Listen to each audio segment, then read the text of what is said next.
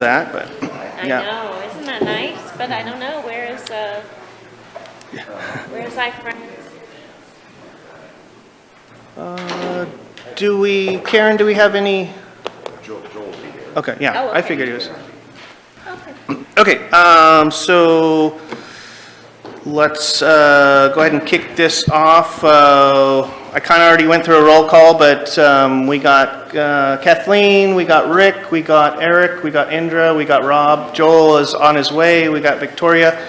As I stated, Seth is not in attendance today, and I'm in attendance. So I will hand it over to you. Thank you, Mayor. Good morning. So the first two presentations today, they are brief presentations, but they can probably take us a while to get all the way through. So I'll try and be as short with the presentation and then allow you guys to have the back and forth and questions. So subject and summary, I'm going to go over a little bit of the background regarding our financial policies, look at some section edits that we are recommending as part of an overview, and then a call to action. So a little bit as a background, we adopted this financial management policy back in November of 2011. We've done 2 minor amendments in the past 2 years, but they were only changing 2 numbers, which was the general fund balance policies in 2024. So more or less, the city is due for a review and or revision, and with so many new counselors, it's probably a good idea for us to bring this forward, as well as moving forward doing an annual review of all of these policies to make sure that they align with your strategies and strategic plan. So some of the section edits, staff compared the City of Grants Pass's financial policies to other jurisdictions, both in size, regionality, and good examples around the state. So mainly we pulled from Ashland because of the regionality, Bend because they actually involved or incorporated their URA in their financial policies, and Corvallis because it's a similar size. Some of the other ones we looked at was Medford, the City of Albany, Florence, Redmond, Klamath Falls, Eugene, Salem, Wilsonville, and Springfield. So again, just kind of looking at all of those areas, whether they're regionality differences, similar sizes. So like Lake Oswego, we utilize them in some bargaining unit contracts. So we ultimately decided on those 3. Staff ultimately used the more robust examples to come up with this new draft. So the revisions and additions were aimed to consolidate and state current practices within one document to aid public understanding of local government performances. So an example of this is on page 3, where we are defining the essential services. That's actually part of the ORS requirement for us to receive state shared revenues. And the city receives state shared revenues because we have all of those departments.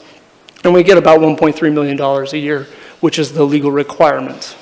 There were some other revisions and additions were aimed to be more direct and understandable. So our current policy has these discussion sections to justify why it's in the policy. Normally when you're explaining why it's a good statement of policy, it's not necessarily a good policy to describe why you're putting it in there. So we cleaned up some of that language and made it a little bit more direct. So each one of the sections, you'll see that I have some new sections in here that were not addressed before, and I added them because I think they're good ideas as far as what we currently practice. Nothing in here potentially is a surprise. It's kind of more of a consolidation, get it on one document so that way you can show the public as to how we truly practice as an organization. So we added the purpose, which is more robust explanations of the reasoning for the financial policy, and consolidated some of our auditing standards. The revenue, we added a lot of current practices for public clarity. In the budget section, we connected to the strategic plan and budgetary practices in Oregon law. The capital improvement, we updated with the best practices and included current project management practices. The expenditures, we added a new section. I don't know why we've never defined what the policy is for expenditures, so I consolidated that and added some of the publicized purchasing policies and the practices there. The fund balance and reserves, we only had a few funds defined previously. This is actually defining all of our funds that have operating areas and defining what those fund balance policies should be. Financial planning, we've revised some of the verbiage. The debt management, we updated the policy to include legal guidelines and requirements. Again, trying to put all these things here that are in other documents maybe, but consolidate all into one. Economic development is new, so adding some value and direction of the council priorities. Again, we have a URA, and so keeping that into consideration. Financial management policy added more robust terms and definitions for transparency. I added a pension and retirement. It's outlining the current practice and legal obligation, as well as the investment section, adding more explanations of current practices and aligned with the current investment policy, which I will be bringing to you in a couple months. So a call to action is today to provide staff with confirmation or direction for revisions to the financial management goals and policies to bring forward to a future business meeting. And so I actually have the Word document here if you guys want to go section by section, and I can facilitate some of those edits if you guys have questions. Thank you very much. Back to council. Do you guys have any questions so far? Victoria? Will we have that Word document forwarded to us, or can we? Yeah. Okay, thank you. Anybody else? So JC has offered to go line by line with you guys. Is that something you want to do, or? We're in questions at this moment in time. So if you had any questions at this point, which would mean basically if you wanted to go line by line and kind of get a little bit more clarification, or are we good? Rob? Yeah, I'd like you to go over it. Thank Okay. you. Because I have a couple of points that I'm not clear on. Okay, so I guess let's, if I can help facilitate, let's start with the purpose. And are there any questions with this section? And I'll kind of move on section by section. And again, staff isn't necessarily gung-ho on any of this verbiage. It's just more of a suggestion. So question on the table is, does anybody have any questions in regards to the purpose section? Don't see any? Go ahead. Okay. The next would be revenue.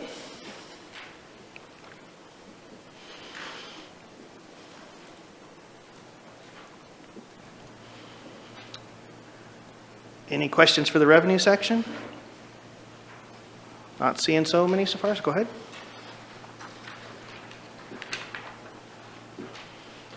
I'll scroll slow in case the TV's watching.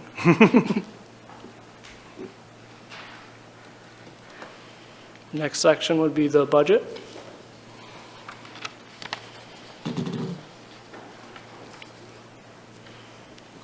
Victoria? So JC, this is the one that you forwarded to, we already have this through email. Okay. That is correct. All right, thank you. Yep. That, I thought, now that I'm looking at it, thank you.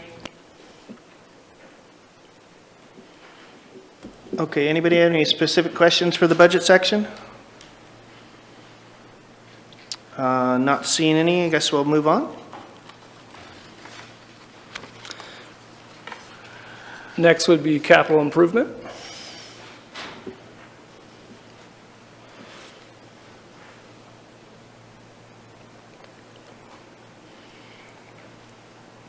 Anybody have any specific questions for the capital improvement section? Not seeing any, you can go ahead and move on. The expenditures are next.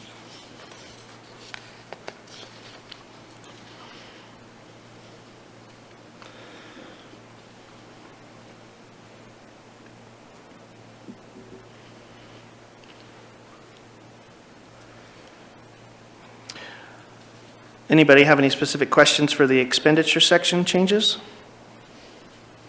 Not seeing any, we'll go ahead and move on. Fund balances and reserves. Rob? So this wasn't really clear to me.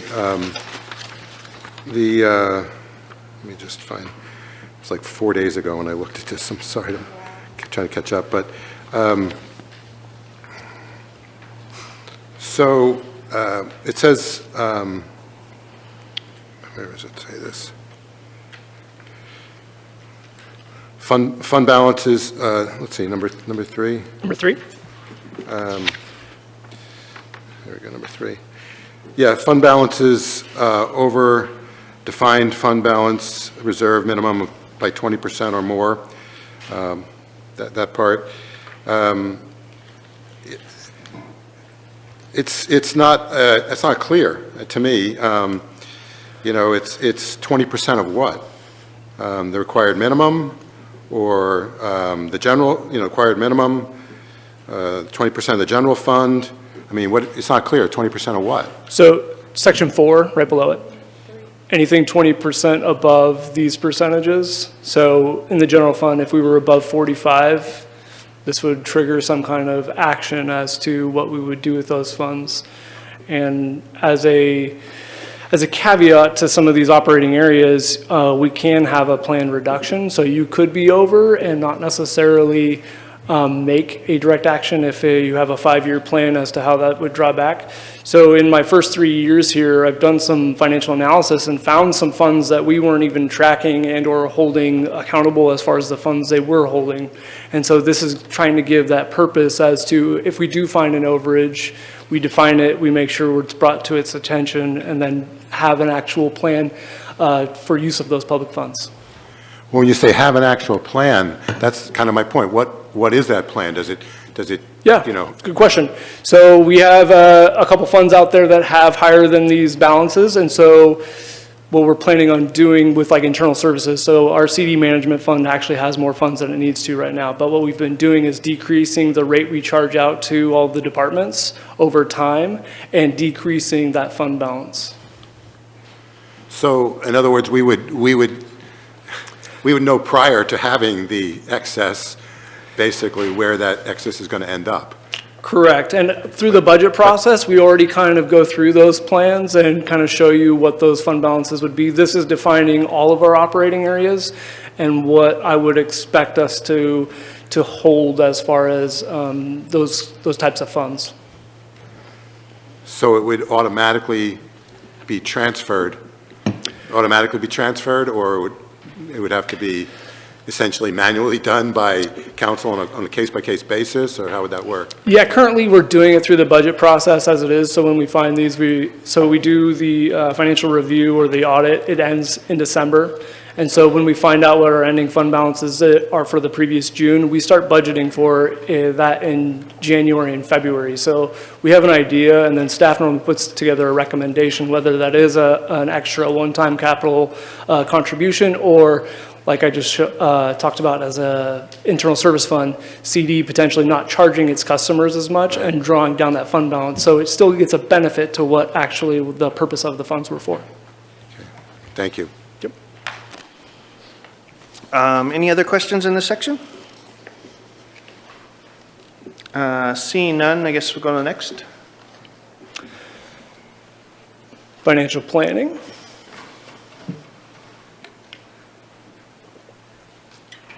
Any specific questions for the changes to the financial planning section? So, Rob? So the difference here is that we're looking at as you put it, a 3-year horizon, and currently it's more like a 1-year. Is that accurate? So no, I would actually, somebody asked me this question, I would actually say what we currently do is a 3-year horizon. So going back to, we closed the financial books for the previous audit in December. At that point, we have different information than we did creating that current year's budget. And so in the middle of that year, we are making actual adjustments to our budgets and or plans for the remainder of that fiscal year. And then we are budgeting 2 more years. So I would say it's kind of like our 3-year horizon of what we're currently doing. So what is the change then? What specifically? It's not, it's just making sure that that is stated as part of our policy. Eric? You mentioned you make changes. How often does that happen? What's the average, or is there an average, or what are we looking at here? It all depends. Most of the time it's something we didn't know. Maybe it's bargaining came in higher than we anticipated or budgeted for, and so we need to look at some of our services and supplies and reduce those to make it through the rest of the year because our personnel costs are going to go up.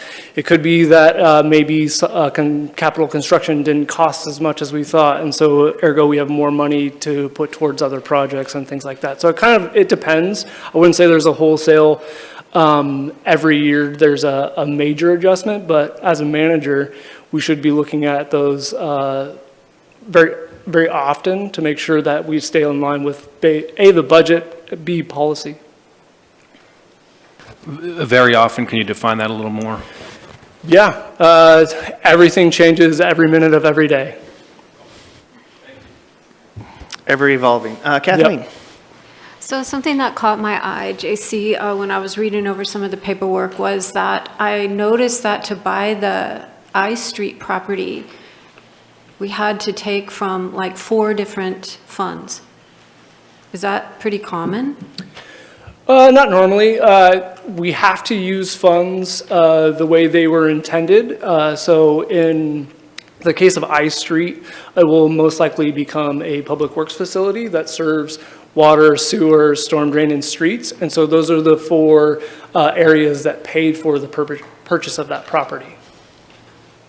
Yeah, it seemed really high for such a small piece of property. I was just wondering if that's, I'm sure Jason could probably answer more regarding that property. It's contiguous to the Yeah, yard. I'm going to have to bring us back because we're kind of devolving from what we're doing here. We do have a long list. Maybe we can pose that question later on, but let's try to stick on topic here. We are just going through questions of the financial planning section changes. Any further questions? Victoria? Yeah, so I have them side by side, and it would be really helpful for me if we had highlights of where the changes were, so we could compare one to the other, because I don't know is that possible, or is that just, it's ever evolving, like you said? No, so Thanks. typically we do a form and track changes. There were so many changes that it really looked messy. And so I tried to give you both the old version and the new version so you could kind of see them side by side. Kind of hard to see side by side, but that's precisely, it's because it's so different. That is correct. Yeah, okay, thanks. Very good. Any final questions on final planning section? Or financial planning section? Seeing none, we'll move on.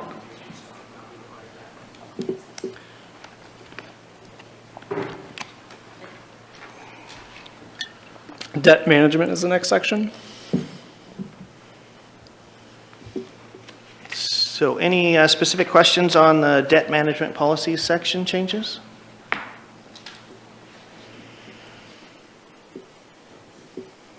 Seeing none, we'll go ahead and move on. Economic development is next.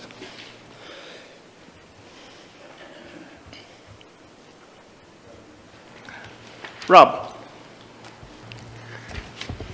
So we have all these different, you list all these different tools that we have for economic development.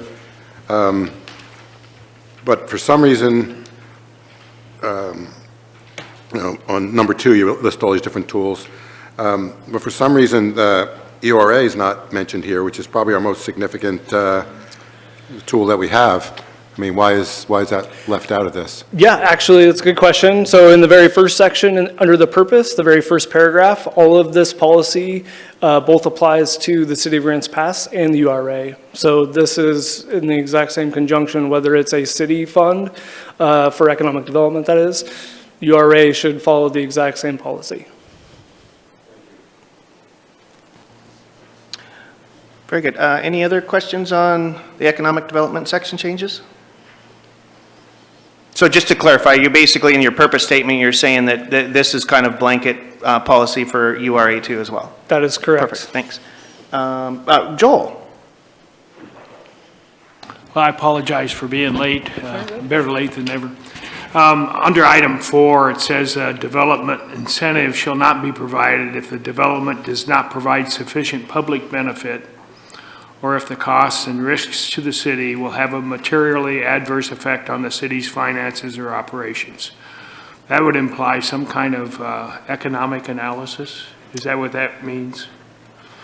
Yeah, I'm sure if there was a project that came forward, whether it's the URA or the city, and there's not a gain or a benefit, then I think that's probably something you should probably weigh as a policy board. So, for example, I'm just using the example of the urban renewal project of the large piece of property we bought in the northwest part of town. And there is a benefit to the city. It wasn't quantified to the extent that I'm not sure it would satisfy item 4. Now, maybe I think it does, but I think it does. we didn't demonstrate it. I don't think we demonstrated it numerically, but I think in your guys' process of deciding to buy that piece of property, there was an economic gain to be had there. I think you Well, weighed that's that. for sure, yeah. We just didn't know, at the time, we didn't quantify it enough to know if it was greater than the cost. Yeah, this doesn't necessarily have to be quantifiable too, because I think even in number 4, public infrastructure and projects qualify underneath that. So there's not necessarily an economic gain on adding a public piece of land or public infrastructure, but there's a future gain potentially of connecting to water or sewer or whatever. Oh, absolutely, absolutely. I have no question of that. So then the only thing is in the future, it would probably be good to at least address that topic rather than just make the assumption that it does provide it. I would think. Yeah, I would think even in staff reports, we do look at cost implications normally of each of those projects that come forward, whether it's a grant too. I think you guys as a Sure. policy board have weighed whether this is the right endeavor to go down as well. Sure, yeah. Okay, thank you. And also to add to that, just to make clear, I think JC touched on it, number 4 does, in spirit, focus on development incentives. So, and that's what urban rural agency dollars can do, that's what other dollars can do. The purchase of the property is not the tool for the development incentive. Now that you've purchased the property and you're going to look at developing it, and you're going to look at the tools to develop it, that's where number 4 will come in, is what kind of incentives are you going to provide to get the development you would like and you wish on that piece of property. I would agree with that, and then I'd also add to that the cost of the property is a sunk expense that hopefully the benefits would need to cover as well. Victoria? Could you describe for me a little bit more fully what, under number 3, what economic development incentives are, examples? Yeah, so if you wanted to give a grant or a forgiveness of SDCs and they need to have your approval. So basically, I think what he's saying is it's not defined in this because it's goals and policies. It's basically leaving it up to council to make sure that, well, I mean, it's like, it leaves the doors a little broad open for incentives that the council comes up with. All right, any further questions in regards to the changes to the economic development section? Seeing none, we'll move on to the next. Financial management policies is the next section.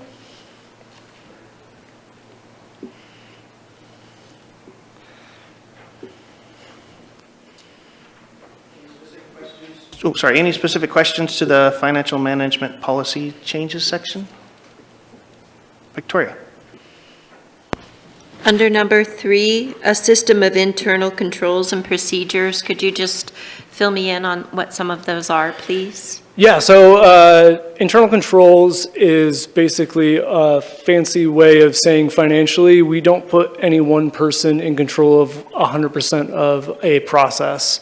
And so we have documentation internally and in administrative policies as well as financial policies to not let that happen. And so this is just saying that we will upkeep and keep a policy and procedures to make sure that somebody doesn't have full autonomy over any one process. So like Aaron, he may be a signer on a bank account, but he has other stuff that he has no access to. Perfect. Any other further questions for the changes to the financial management policy section? Seeing none, we'll move on, and I think we're in the last section. Oh, sorry. Go ahead, Eric. Does this go back to the previous? Yeah, number Okay, 4 sorry. there, the next page. Independent public accounting firm, is that generic for, is that a generic term, or what are we looking at here? Yeah, it's kind of standard. So by law, the city is required to have a financial audit. This one is more specific to federal grants. And so there are qualifications to where our auditing firm goes into certain federal programs that we receive money for. And there's a dollar amount, I think it's $750,000, that they have to review those funds.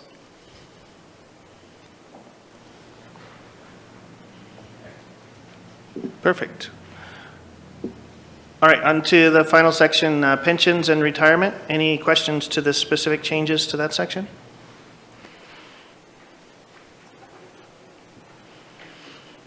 Joel?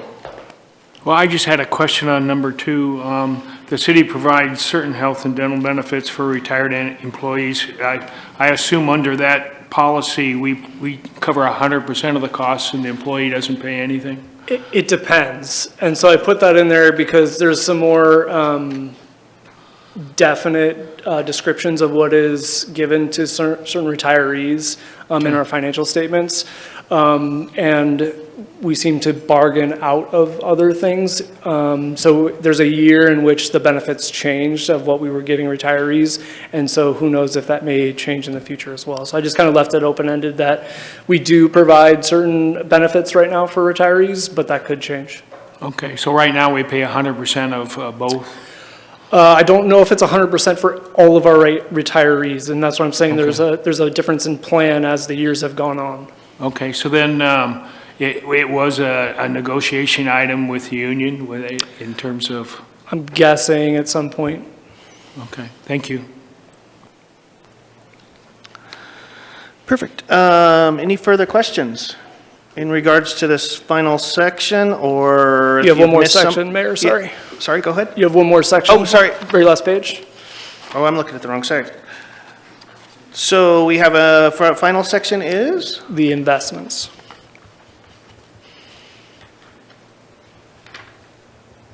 Oh, it's in the very back, flip it over. Oh, good job. When in doubt, flip over the page. Okay, looks like any questions in regards to the changes to the investments section?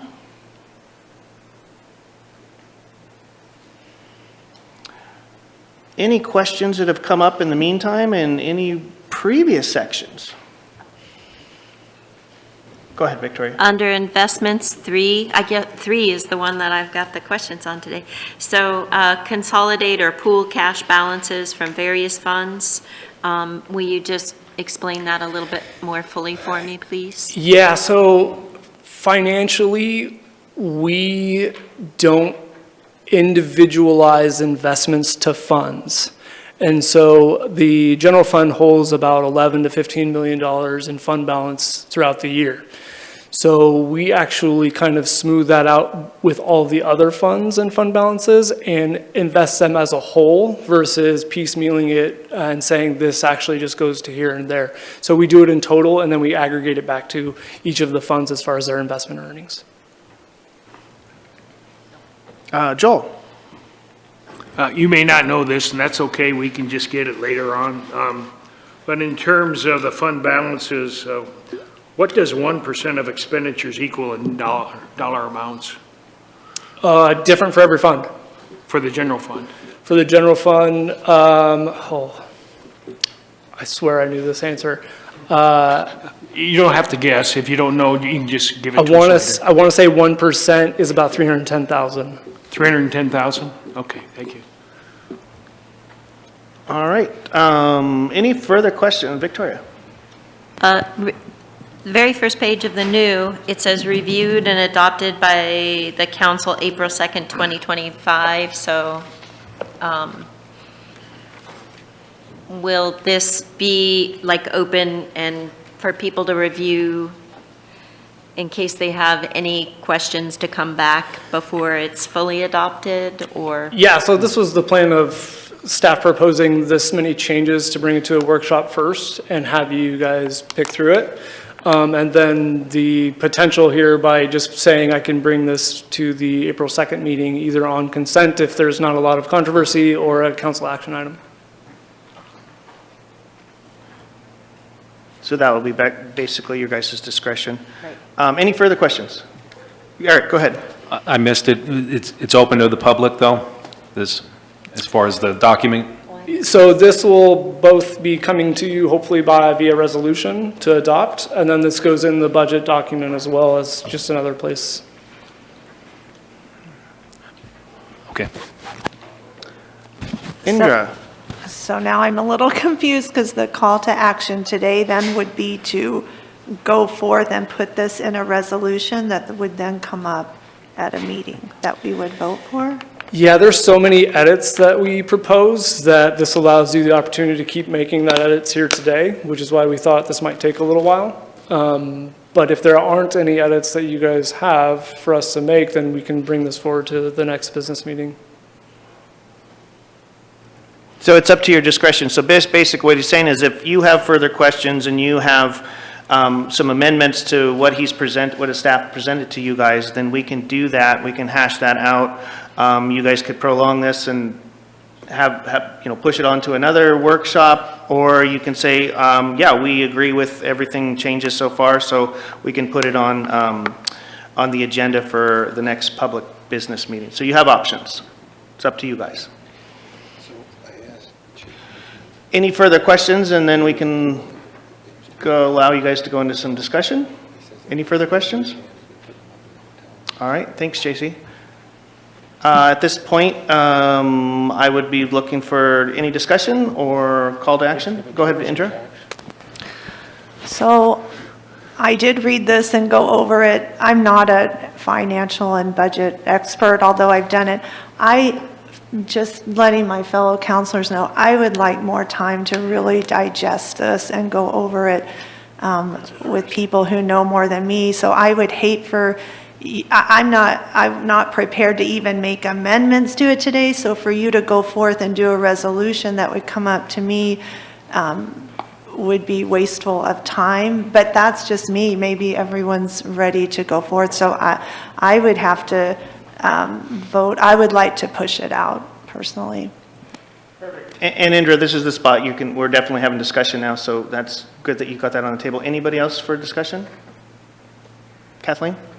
Yeah, so I agree that I think this needs to be tabled for another run-through, that we can look at this more precisely and specifically and get some advice on it. And yeah, I don't know that I would be ready to make a resolution for the next meeting.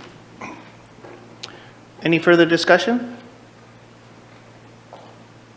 Okay, if nobody's in further discussion, I'd be looking for a call of action. Go ahead, Indra. I'll make a motion that we table this for another meeting. I don't know if I have to set up a time, but table this action for the future. Well, yeah, if we could just get direction, if you're wanting another workshop after you've had an opportunity to digest this, then we can make a motion to move this to another workshop before taking final action. Which would allow you time to digest, and then you could put in another workshop so you can have some more discussion, and then you could present your changes or amendments in that before it went to a public meeting. Right, thank you for clarifying. So I would move that we table this to another workshop where we may have additional questions or more, have more amendments or changes to it. So I motion that we table it to a future workshop. Okay, we have a motion on the table to table this to a future workshop for further discussion. Second, we have a Kathleen second. Any discussion on that? Joel? So we got budget meetings coming up, and I assume that the budget numbers will be prepared with this as a guiding document, because we won't have changes made in time to be reflected in the budget. And then if there was any reflection that needs reexamination, we'll do it after the budget meetings. It's recommended that it would be nice if you didn't have it on the April 2nd meeting, that we schedule it for potential action on the 16th, and in between now and the 16th meeting, we have another workshop. So what it would be, basically, is what Aaron's saying is we'd have to add another workshop to our agenda schedule. Yeah, add this as an item on one of your workshops. I misunderstood you. I thought you were talking about doing another workshop. Victoria?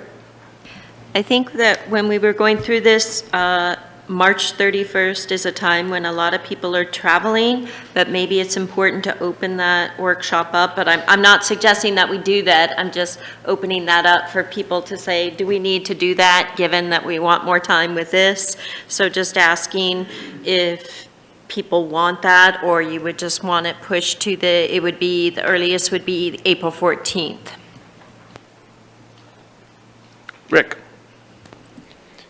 I think the March 31st might actually be an advantage because it would keep things moving more smoothly. Thank you. Kathleen? I agree with that suggestion. 31st would be fine to open a workshop.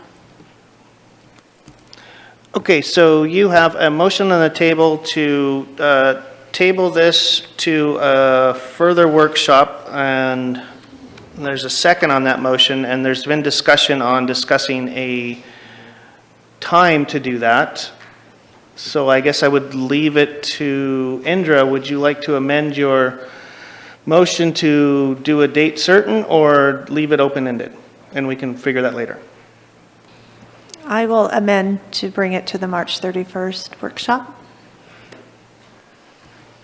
Okay, so there is no March 31st workshop, so that would entail us actually putting together a workshop? Nope. So basically, we had not scheduled a have workshop for March discussion? 31st because it kind of coincides with spring break and so forth, and so we were just trying to give some latitude to that. So the next previous one, or the next available one, would realistically be April 14th. I do not amend my motion to March 31st. Perfect. So at this point, we'll just do it this way. We have a motion on the table to table this. We have a second, and then with no date certain, so we'll just try to work it in the schedule. Okay. Go ahead, Kathleen, sorry. So March 31st is canceled, no changes, we can't open a workshop that day? There's not a workshop scheduled, and reason being is due to kind of accommodate travel schedules for people. Victoria? Is there anyone who needs to travel on the 31st, or is it something that we can do? Just a question for everyone. The March 31st workshop was not put on the schedule due to accommodating for travel schedules, and I was one of those people. So I don't want to be selfish, but I'm going to say I would rather not. Any further discussion? If not, we'll go into a vote. So we are going to be voting on the motion to table this to a future workshop to be determined. Victoria? Could we amend that to make it certain then for our next workshop, April 14th? So a friendly amendment? That's up to Indra. I would basically say, I will be traveling on the 14th, so I will say no. I don't know. so I guess let's get, since we can't really decide on a date, then I'm just taking the feel of the room here. Let's just go forward with voting on the motion to table it, and we'll, because I don't want to keep spinning our wheels with trying to find a date when we've got a pretty full agenda today. Kathleen? Well, I'm just wondering, can we proceed in your absence? Yeah, I'm not offended by that, not whatsoever. No, yeah, Okay, that's good. absolutely fine. I'm being transparent and honest with Yeah, you, like, me and too. I think there's other staff members that'll be out at that time as well, too, so. It just wasn't, when we were doing the scheduling earlier, it just didn't seem advantageous because we probably won't get as many people participating, but it's up to you guys. So currently, we have a motion on the table that is not being amended to table this to a future date, uncertain. Any further discussion? Go ahead. I would revise my motion then. I didn't realize why we were not doing it to the 31st, so I would revise my motion that we push this out and have a workshop on the 31st to do it. And it's simply because I don't think we can, people are going to be gone at different times, and are we just going to cancel city council workshops depending on who's here or not? So that's my motion. Okay, so can vote. Indra has amended her motion to table this to a date certain, which would be March 31st workshop. And Kathleen has again seconded that. Any further discussion? Okay, I'll do roll call vote. Victoria? Yes. Joel? Yes. Rob? Yes. Indra? Yes. Eric? Yes. Rick? Yes. Kathleen? Yes. That unanimously passes. So I would advise our direct staff to put this on to a March 31st workshop, please, and thank you. Okay, next we're going to go through the next item is lands and buildings discussion. So in front of you, I do have a binder here with all of these sheets so you can see it in front of you. Some of these slides are going to maybe either look blurry or pretty small as far as the print. So before I get started too, I just want to thank all of the staff that helped put this together. There's probably about 20 people that help facilitate in gathering all this information. So it does take a while, and thank you to everybody. So this is a really short presentation. We're going to review the current draft of the recommended LB capital pages. I'm going to do the call to action first because I think it's something you should consider before you give staff direction. Our call to action would potentially, staff recommendation would be to wait until after strategic planning, which is Friday, and other information presents itself to make a more informed prioritization. But that doesn't necessarily preclude yourself from providing us with direction or a priority today. I'm just giving you the option of this can come after strategic planning, so that way you can see those consolidated results. So what I have for you here is every project on a slide, and to help facilitate this, I'm just going to put up the slide and see if there's any questions as far as the purpose and or project need. And so we'll start with LB 0000.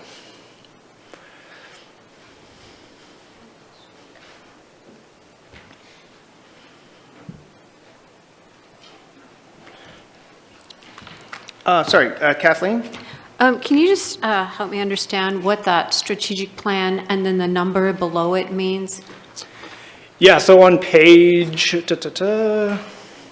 4, we have a current strategic plan that has 5 goal areas. Okay. And so it's kind of like a coding. That way we didn't have to write out the entirety of the Okay, goal, the got objective, it. and the action. Thank you.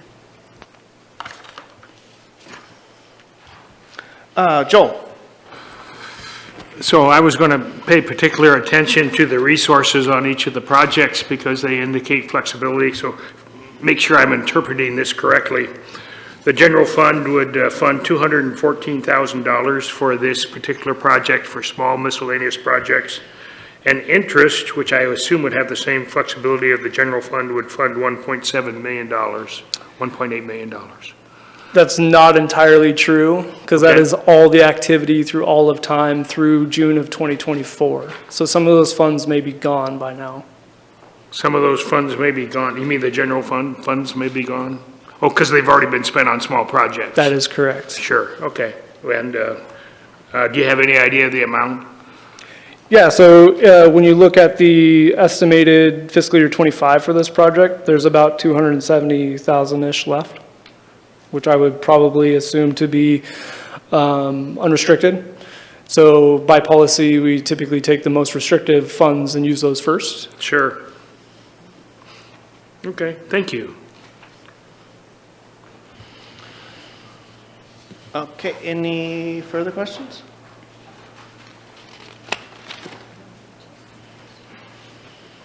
LB 5067, public and park tree programs.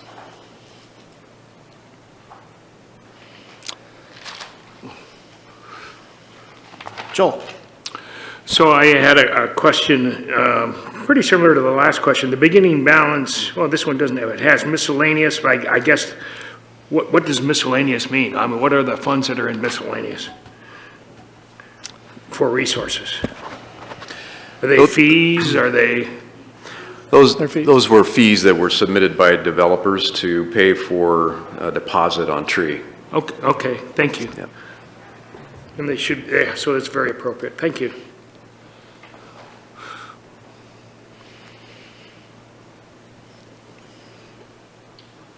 Any further questions? Don't see any? LB 6105, the PEG Fund projects. And that's on page 9 in your,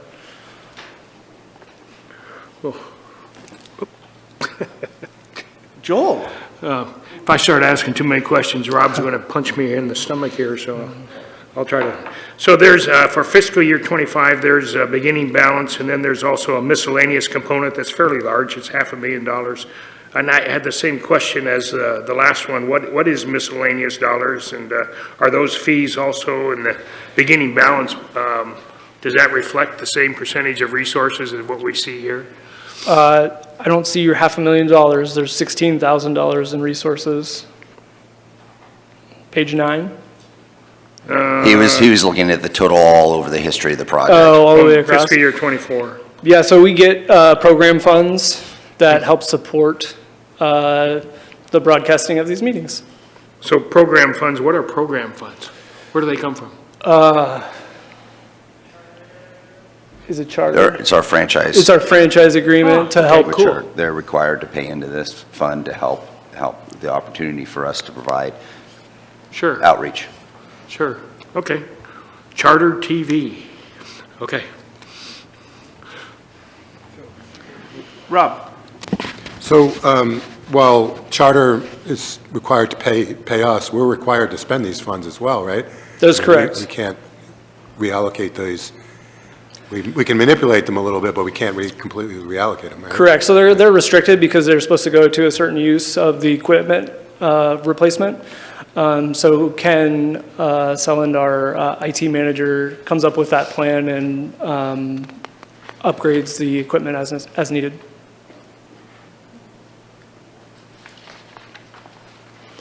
Any further questions? Don't see any, thanks. LB 6315, Beacon Hill Park Development.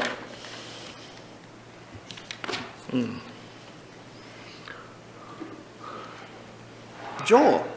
So I had the same question there, and not that we would or wouldn't, I think that's for a future discussion, but the general fund in '24 had $80,000. There's a carry beginning balance in '25 and adopted of $576,000, of which I assume $80,000 of that is general fund.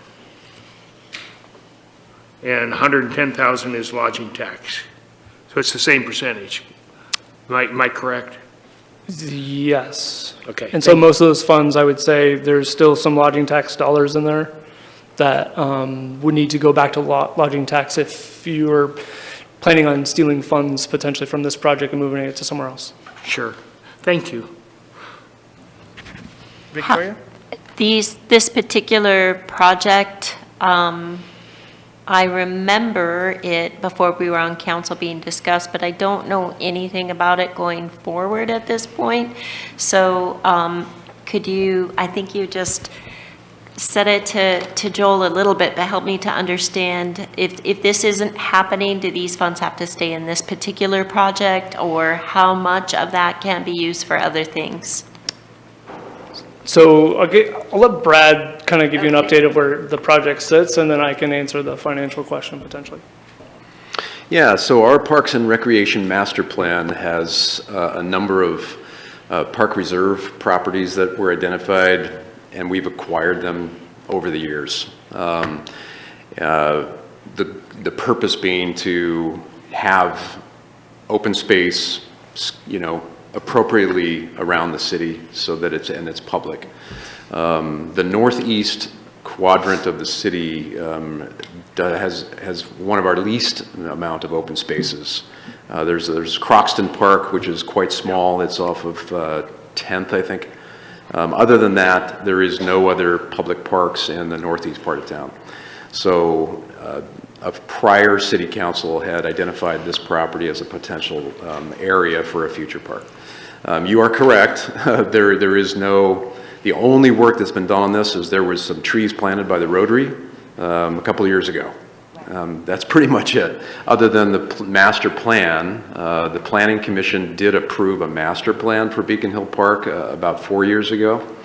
At this point, there has been no other funds or planning that have taken place for the park, but the intent is, you know, to move that forward. And so, oh, go ahead. If it weren't to move forward or it would just pushed out indefinitely, my question was, are these funds tied to this particular project? How much of it could be moved to something else if we thought this is something that we could do at a later date? Yeah, so I would say financially, you'd have to put the lodging tax money and the bikeway fund money back. Say that again. You'd have to send the lodging tax money and the bikeway money in this project back to where they originated. The other ones are unrestricted, so it would only leave you about 380-ish thousand. Thank you. Kathleen? Can I ask, these 2 parcels that were for sale, is that completed or is that still in process? Yeah, good question. So we did have direction from City Council about a year and a half ago, to subdivide two lots off on Hillcrest. After looking at it, one of those lots is located in a kind of a deep storm water area that it would be extremely expensive to fill it and put a house on it. So we removed that lot, which is closest to Beacon.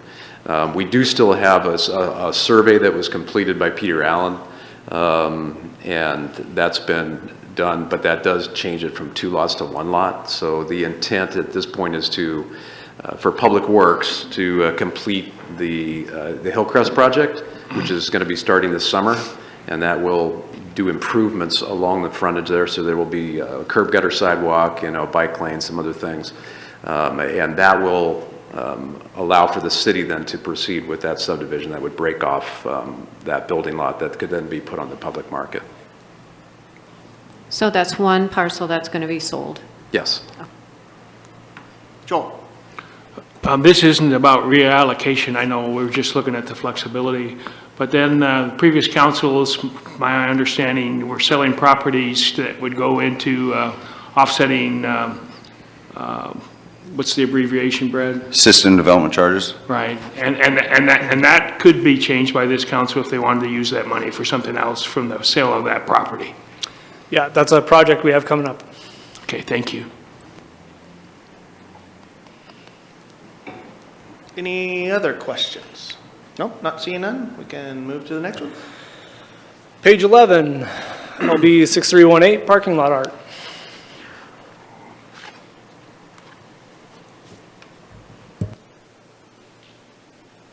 Any questions for parking lot art? Seeing none? Go ahead. Oh, okay, go ahead, Kathleen. So I'm seeing here under project needed, it's, we've been putting artwork on these facilities, and is it part of the city's funding for these art projects? Correct. So the city, previous councils have allocated resources to put art pieces in different parking lots. And that, it looks like it's going to be, the amount of these art projects are going to be increased to 18,000 a piece?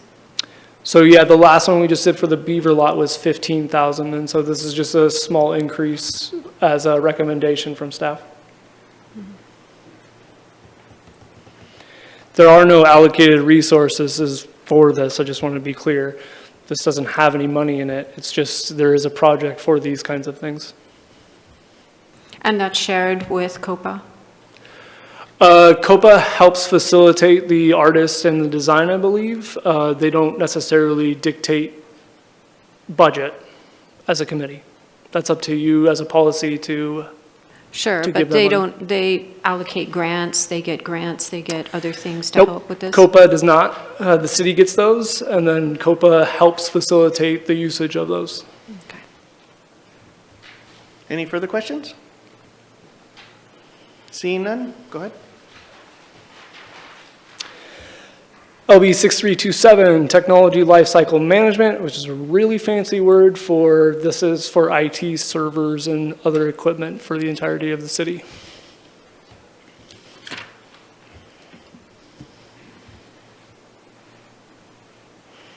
Any questions for Technology Lifecycle Management Project? Seeing none, go ahead. LB 6343, Parkland Acquisition. Joel? So I'm ignorant on this one resource, and that's the Lands and Building Fund. Where does that come from, and what's its flexibility? Yeah, so when we have interest earnings or a closure of a project that got general fund money, the funds sit in LB 0000.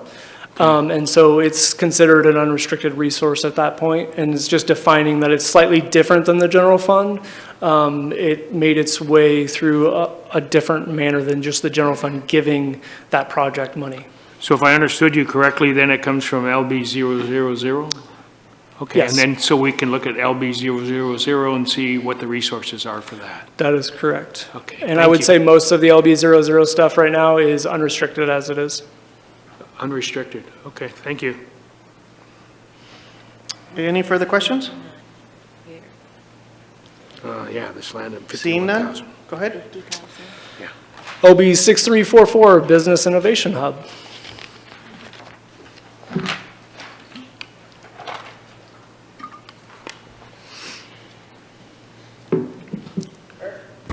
So are you? I'm sorry, can we go back to the other one? I just saw something here. Sorry, I know we're trying to progress through this as quickly as possible, but I've got a question on page 13 there. It says fiscal year 27 projected is 215,000 versus fiscal year 26, 174,359. Why the big disparity? They're adding some Parks Land SECs in there. Thank you.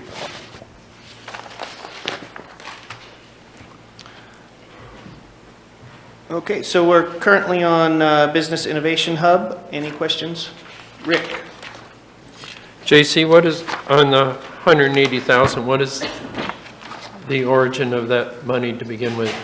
And I know it goes back in time. Yeah, it goes back, but the majority of that is URA money. Thank you. Any further questions? Seeing none, go ahead. LB 6348, Reinhardt Park Pedestrian Bridge Rehabilitation.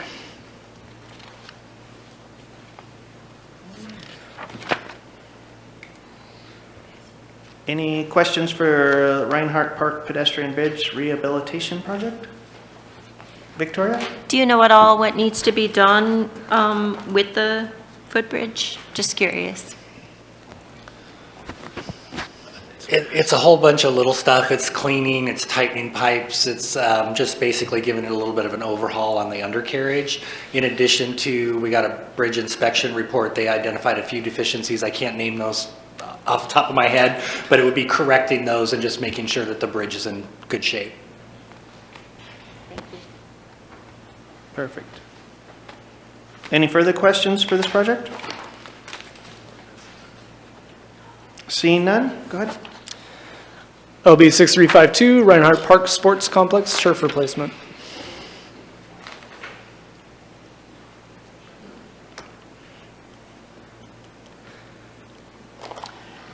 Any questions for the Reinhardt Park Sports Complex turf replacement project? Victoria? Indra? Is that for all the fields? It's showing the soccer, but the baseball as well? or- That is only for the turf soccer field, I believe. And so anything that is rented for that, those funds go back to the replacement of it. They only last 10 years, and I think we're past that. And it's rather expensive to replace those.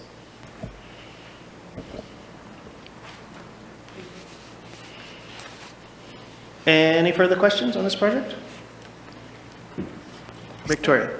It was put in 2018, so does that mean we've got about 3 years left on it? Or is it showing wear and tear now, or maybe you don't know the answer to that one? I'm sure Josh could probably come up and give you an update of where it is. Good afternoon, Josh Hopkins, Park Superintendent. Yeah, so we've got 3 years left for its useful life. At that point, what we do is what we do with a lot of our things and just kind of change the maintenance cycle of it. Right now, it's in pretty good condition. We recently had it impact tested because that's really what you're looking for, and all of that's coming back good. These types of fields are a little bit new for municipalities because they've only been really starting to get popular in the last like 10 years, so we're all kind of like trying to figure out the best way moving forward. But we would start with just increasing the impact testing that we get to make sure that we're still hitting that fall rating that we need to get, and then start looking towards replacing as that fall rating number starts to drop. Thank you. Thank you. Any further questions on this turf replacement project? Seeing none, go ahead and move on. LB 6364, Josephine County Child Safety Seat Coalition.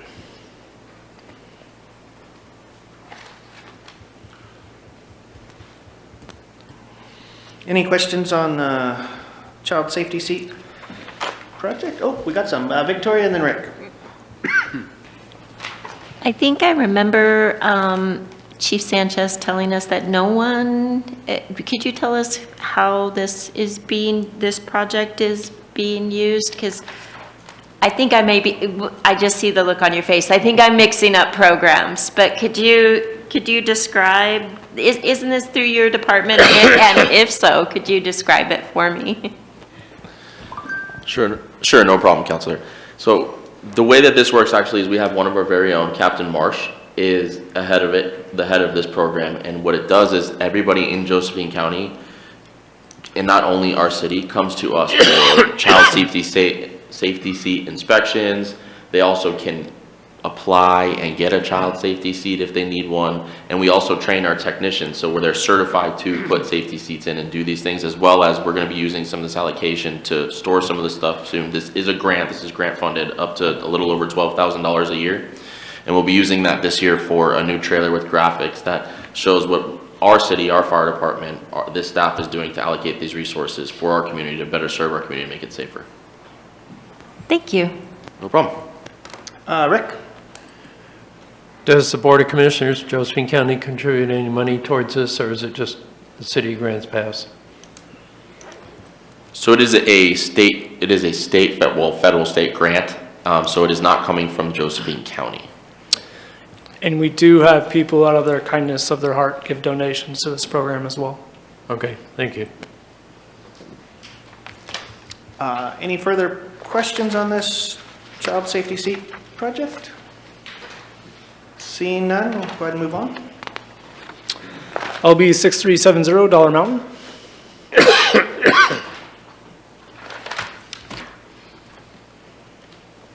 Kathleen? Now, this is already in progress, I think, right? We've been hearing a lot about this Heaglen Loop or something. Heaglen. Heaglen. Yeah. What's that? Can you tell me exactly where that is? I'm having a hard time visualizing where that is. So if you take Highland, almost to Vine, not quite to Vine. Okay. You take a left, and I forget the name of it. Is it Wood something? No, it's not Woodson. I live on Woods. Wood something. It's about a quarter mile before you get to Vine. On the left, you take a left, and then you take another left. So you are kind of winding your way slightly uphill at that point, and then, so it takes you right to the base of city's water reservoir. So if you look on a map, that's an easy way to spot it, because you can see a big reservoir on the aerial map there. And so that's, the parking lot is essentially right at the base of that water reservoir. And how big is this going to be when it's, how many miles or?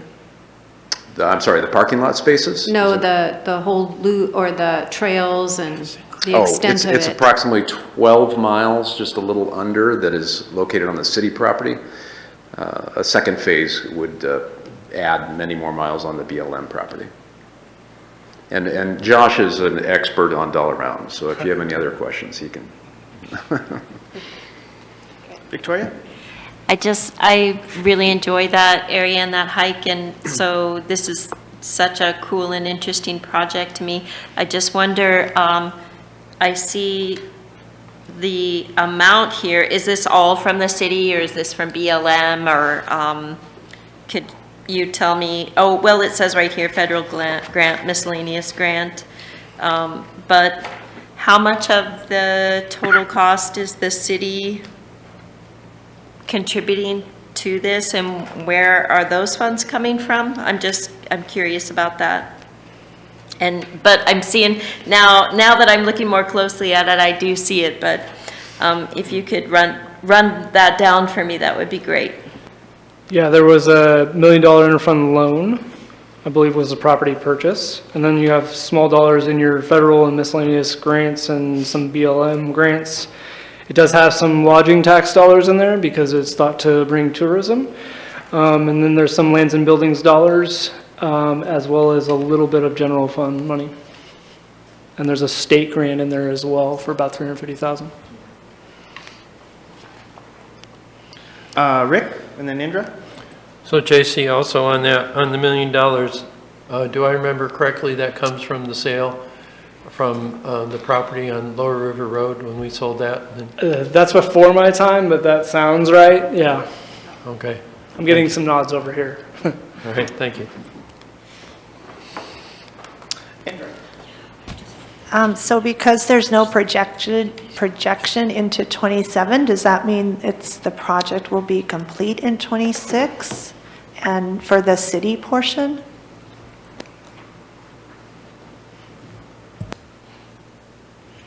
So both the city section of the mountain bike trail system and the Highland Loop parking lot are scheduled to be completed about June of this year, 2025. And then the extra money would go towards repairs, maintenance, and into potential working with BLM to expand out onto their system as well, just moving forward. But the majority of all the funding that's currently in this is planned to be basically spent between now to June. Victoria? So our portion of this, just kind of looking at this, is this that, I know from Highland Loop, does this go all the way up to the cell tower, this trail? And then does it go down at all into the, just, what's it look like? Just, you don't have to be exact. And please be very brief because we need to kind of move on.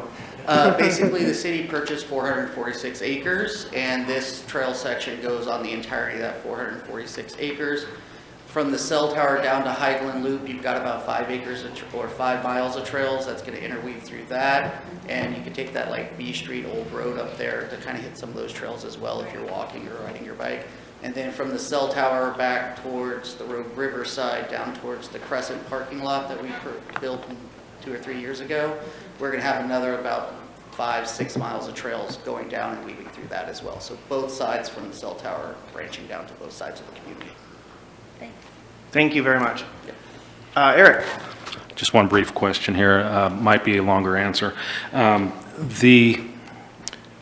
didn't see anything in here for cleanup or anything like that, if any update, any regular cleanup, how much that costs and what that entails in the budget. Where is that allocated, in the expenditures section, or, and then what are we looking at as far as maintaining it, the amount of the cost expenditure on cleanup, because this is a big area? So in general, most of that would get budgeted into our operating dollars because it just turns into a regular maintenance activity outside of some major cataclysmic type of event, which hopefully we'd be able to plug into some sort of FEMA dollars, depending on if we declare a state of emergency. But those type of operating costs are just into our general operating dollars. We don't have like a real dollar figure. They never came up with one as a part of it. These types of trail systems, once they're actually built, established, and set, are generally pretty low on the maintenance side. Additionally, it's mostly going up with like volunteer groups and things like that, doing minor trail repairs as you go. Your common thing is like a tree that goes over the trail, and then crews just go out and remove the tree. Areas that may need to be hand dug out to fix a little bit like that. We have volunteers. Our Rogue Valley Mountain Bike Association has actually already pledged about 300 volunteer hours, which the state puts those at like $31 value to the city. So that's a big value for us in the city to do those types of activities. Thank you. You're doing a heck of a job. Thank you. Any further questions on this project? Seeing none, we'll go ahead and move on. LB 6378, downtown alley activation beautification. Andrea? And thank you for these reports. You all spend a lot of time on reports, so thank you. I appreciate it. What are safe spaces here specifically in the project need, downtown activities and safe spaces?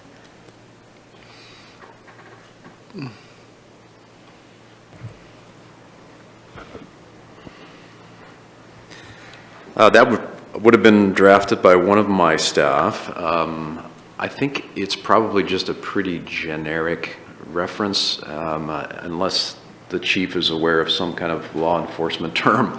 I think it's just intended to focus on, alleys that don't have beautification or don't have lights or don't have, that they're dark, are generally seen to be opportunities for crime. Safe spaces being the antithesis, where you have more people, you have more lights, you have more opportunity to, to create a safe space where people can walk and be. So, unless somebody else has another answer.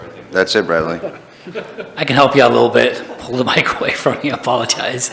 If you think about crime prevention through environmental design or the broken windows theory, common sense will tell you if it looks nice and well kept that people tend to behave. So it's a safe place for people to enjoy. People are less likely to throw graffiti on some great art. If everything looks like it's upkept, people will be concerned that somebody's watching them, et cetera, things like that. So it could include anywhere, benches, sitting areas, just alleys, whatever. It's general for all of that. Certainly, and I think if we just look at our city in general, the more we maintain it and keep it up, it's less likely to be disturbed. Any further questions for this specific project? Seeing none, we'll go ahead and move on. LB 6379, DUII impact panel.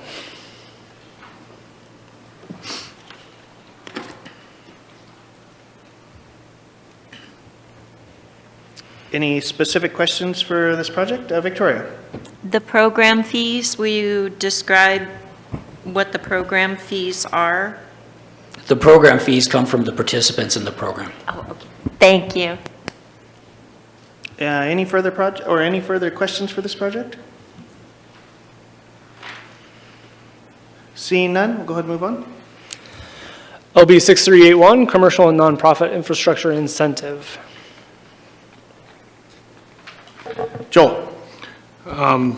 So the way I interpret what you have on here is that there's no general funds required from 25 on, and that there's enough resources in 24 to carry it through for the next 3 years without any more general refund or general fund or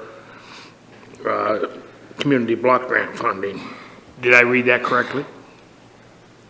I'm going to answer this kind of oddly. That's up to you potentially as a policy board, how strong of a program you want to endure past those dollars. Past those 3 years, but this Yeah. covers the next 3 years. Maybe. Okay, yeah, it depends It on all the depends on, demand. yeah, it depends on the external environment. On the and- demand, and- Yes, sure. on the Okay. demand. Okay, thank you.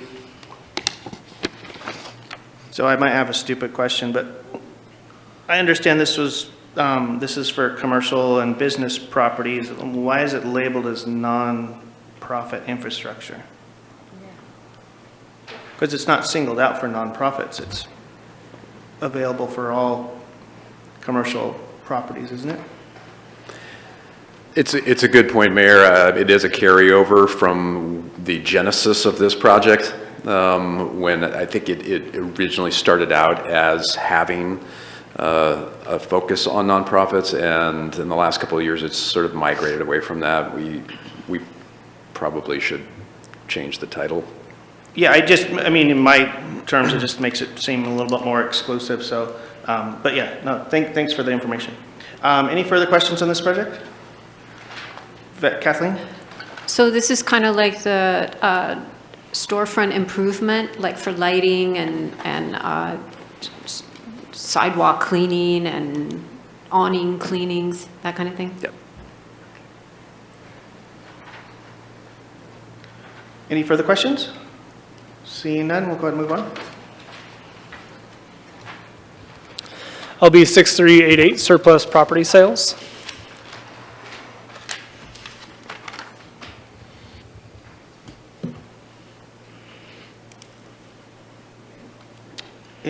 Joel? So this is kind of the same question on the other ones as well. The sale of assets with the system development charges, this doesn't apply to that. This goes to the city's affordable housing fund. But there's some flexibility there as to how that is used. Is that correct? Brad can correct me if I'm wrong here, but a resolution previously stated that sold properties would be going into this program. So I'm guessing you could do another resolution that changes the purpose of when we have property sales. Right, so are these dollars committed to those existing projects, or are they supposed to generate new projects? No, Counselor, I mean, as the fund balance grows, then, you know, we put out a request for proposal, similar to what we do for the construction excise tax fund. Sure. So, yeah, once it hits that sort of amount, that we put out an RFP, and then people can compete for it. So we generally try to target, but, you know, it really does depend on the sale of proceeds, and certainly, as the name implies, you know, this is not expected to be in perpetuity, because the funding source is going to dry up at some point, right? Right. Well, and the type of housing is, I assume, is flexible. Yes. Yes, and we, as JC mentioned, when the council adopted the resolution for the creation of the Affordable Housing Trust Fund, there actually were criteria, and it did cap it out, and I would have to look this up, but I think it does cap it at 120% of area median income. So it could not be used for market rate housing. Well, right, I wasn't interested in market rate housing. I was interested in the other end in terms of unsheltered. Oh, I see. Yeah. I can't remember off the top of my head right now. I'd have to go look at the resolution to see what it has on the back. And that could be changed if necessary. We would have that flexibility. Yeah, you need to look at that definition and the purpose. I think you may need to modify the resolution, but these are technically, for the most part, some unrestricted dollars that you have, but they've been earmarked for affordable housing. Cool. Okay, thank you. Any further questions? Rick? JC, is the sale of the Allenwood property in here, or because that hasn't consummated at this point? I don't think that's in here. I don't think that's in here, because I don't think we've completed that transaction yet either. Right. Correct. Okay, so you don't show advanced sales that haven't been consummated? That's correct, Counselor. Okay. Yeah. Yeah, Thank you. and on the Allenwood 9 acres, it's kind of moot anyway because we're anticipating that 100% of the proceeds from that are going to go back to Parks STCs. Right. Okay, thank you. Any further questions on this project? Seeing none, we'll go ahead. LB 6391, blighted building removal or replacement.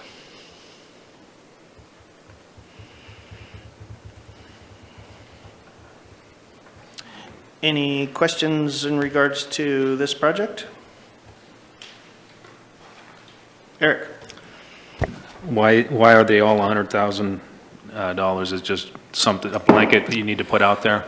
Yeah, so councils in the past nickel and dimed and gave money out to certain projects. This came from the URA, this 100,000, and it's just never been utilized, and or they haven't increased the allocation to that. Thank you. Any further questions? Seeing none, we'll go ahead and move on. LB 6392, the Owl Lot Plaza.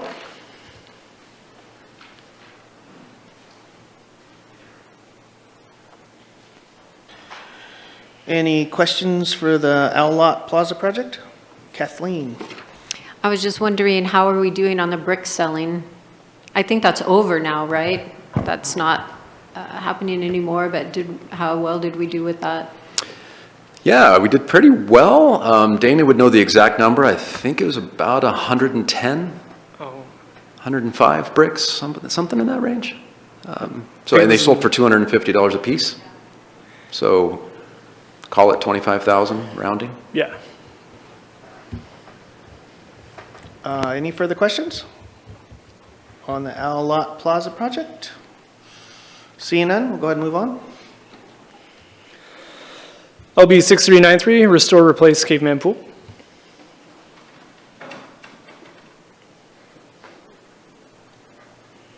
Any questions on the replace caveman pool? Victoria? I think this may have been answered before, but refresh my memory on any costs that have been put forward just for fixing the leak, just the bare minimum.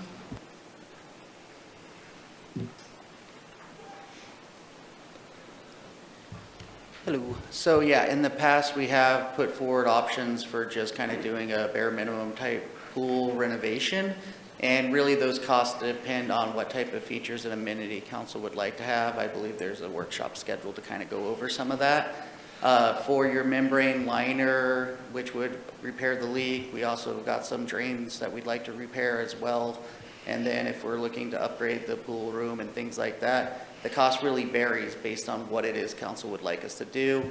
The low end estimate was about $1 million for including adding a water slide and some of those types of activities back in, but it didn't have the other costs that would be associated with the repairs for the subterranean drain system to keep groundwater from penetrating the pool, as well as the mediation we need for like rust and upgrading our boilers and stuff like that. But we haven't really dove into those costs because we haven't had that direction to do so. Thank you. Indra? Excuse me. So one number that was thrown out was around $1 million. Would you say that's a good estimate ballpark for just repairing? And also, is the pool going to open this year, and regardless of whether it's repaired or not, or is that something that immediately needs attention? So starting with the latter, yes, the pool is scheduled to be open. We do repairs periodically throughout the winter and make sure that it is ready to go. Our general thing is that we've been saying for several seasons, we can open the pool, we can't guarantee the pool is going to operate the entire season because something catastrophic at some point is going to happen. Right now we've got, a leaking roof that we're trying to get addressed. It's causing some issues, but that's not an operational issue. So yeah, we are planning to schedule to open the pool this year. We have no intents and purposes. The city staff is going to do everything we can to make sure it opens and we stay within our current budget of maintenance dollars to do that. As far as the $1 million, frankly, the best thing for council to do would be to pick a number and let staff prepare what that would look like for you. Like I just said, the $1 million, when we originally were looking at that, That was for a membrane liner, PVC decking, a new gutter system, and adding in a water slide, and then potentially another feature. But it didn't address the mechanical issue side of it, as well as the having to cut out the bottom of the pool to replace the drain, as well as the leaking pipes and things like that. So those are accessory costs on top of that. But if we knew a target number to hit, we'd be able to kind of prepare and look and see what we needed to do within those numbers. And as he spoke, he's actually going to bring this to a workshop so we can actually discuss that further. We're kind of devolving from our original topic here, but I appreciate all the information. Thank you. Any further questions, Indra? Thank you. Any further questions on this Caveman Pool project? Seeing none, we'll go ahead and move on. OB 6395, Riverside Park improvements.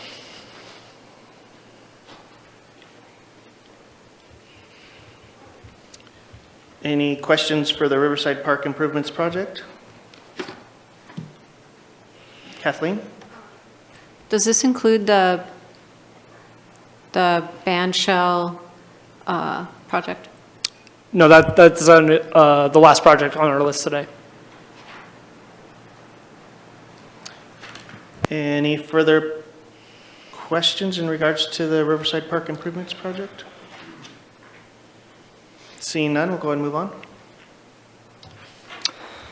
LB 6396, fire equipment replacement.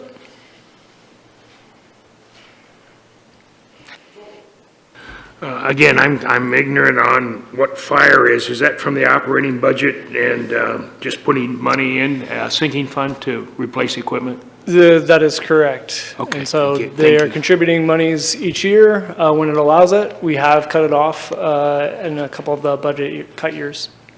Okay, good job, thank you. Rick? I know 3 of the fire trucks were purchased over 10 years ago, and we're now trying to stagger the replacement. Is this reflecting that at all for trucks? Engines, fire engines? No. Great question, Counselor. We have a vehicle replacement fund separate of this, separate of this LB fund, so that is being reflected in a separate area. Okay, thank you. No problem. Any further questions? Eric? I noticed the state grant amount is pretty low. Is there anything that we can do in terms of asking for more?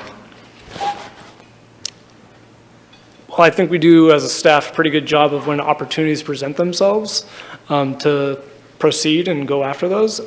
Sometimes some of these grants aren't necessarily what they read from the outset, so we try and be very selective and make sure we know what we're getting into with some of these. Thank you. Any further questions for this project? Seeing none, we'll go ahead and move on. LB 6397, police equipment and facilities.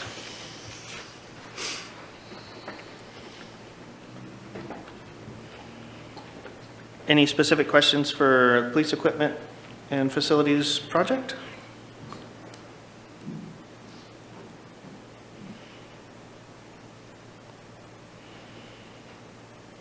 Seeing none, we'll go ahead and move on.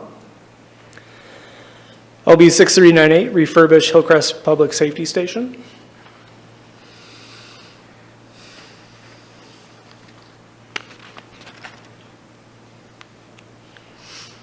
Any specific questions for this project?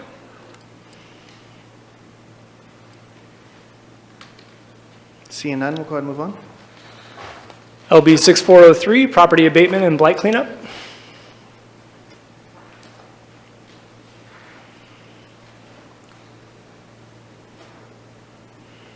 Any specific questions for this project?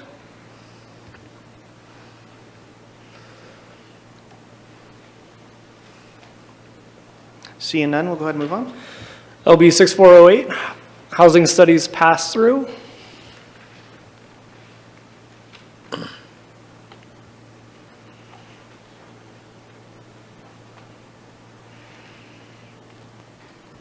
Any specific questions for housing studies pass-through project?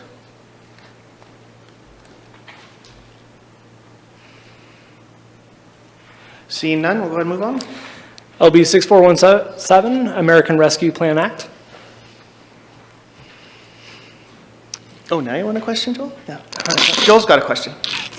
Sorry, Tisha. So it's been a while since we've reviewed ARPA, and I know we had allocated the dollars, and some things came to fruition and some changes have been made. Are they fully allocated now, or do we need to, and what is our deadline on that?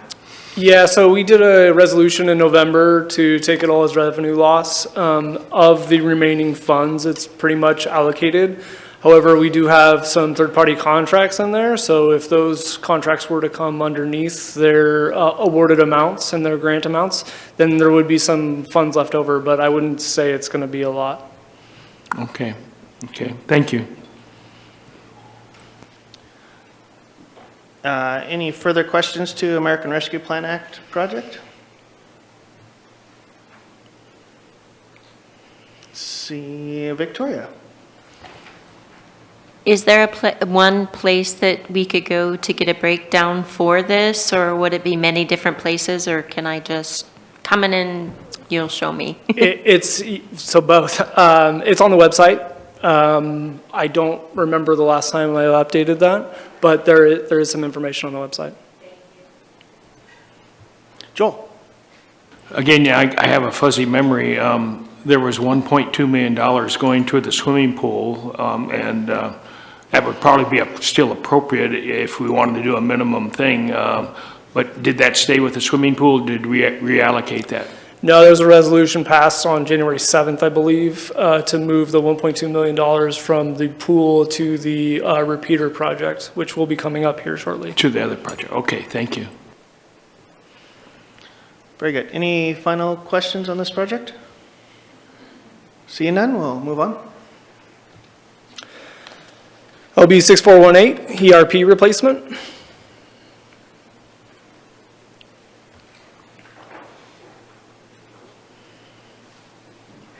Any questions on the ERP replacement project?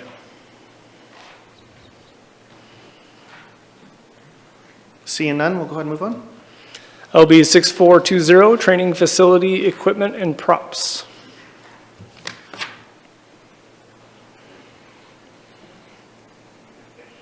Any questions on this project?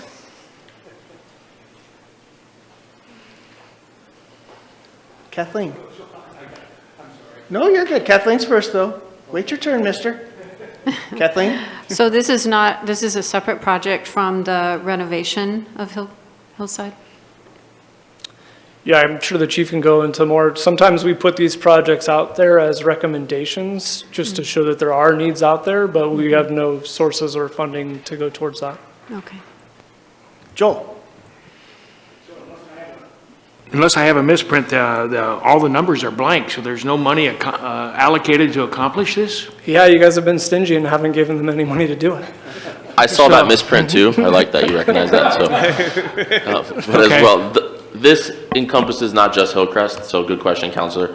So it also encompasses Redwood as well. So for instance, we're required to do live fire training, and our guys have to go all the way to White City to District 3 in order to do that live fire training. So we can bring this actually in-house and then also partner with our other Josephine County agencies and turn it into something where it would be almost at an equal cost instead of sending overtime, paying for our trucks and everything, driving all the way to White City to do that. So it is a requirement to maintain our accreditation, our CEUs.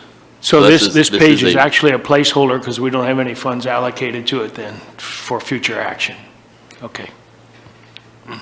Yeah, and the way I understood it was put in here to be brought forth to kind of give us a little teaser. Like maybe we should start talking about it. Anyways, any further questions on this topic? Seeing none, we'll go ahead and move on.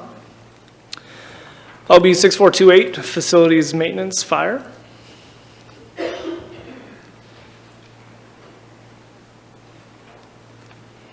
Any specific questions for facilities maintenance fire project? Seeing none, we'll go ahead and move on. LB 6429, residential construction excise tax or CET program.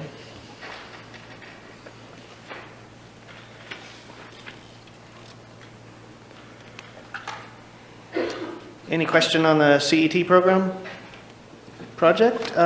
Rick, and then Victoria. So JC, the current balance, can you say the current balance is 203,000 now? Because we do have money in there, and I'm wondering what, Yes, and I think they're trying to show you that they're planning on spending some of that this year, throughout the remainder of the year as well, so leaving it closer to 100,000. what we have for the balance. Yeah, so it started this fiscal year at 2003, or 203,000, excuse me. And then they have gotten some money, and they've spent some of that money as well. Okay, thank you. Any further questions about this project? Oh, Victoria? Nope, no more? Okay, perfect. All right, seeing none, we'll go ahead and move on. LB 6430, Commercial Industrial CET Program.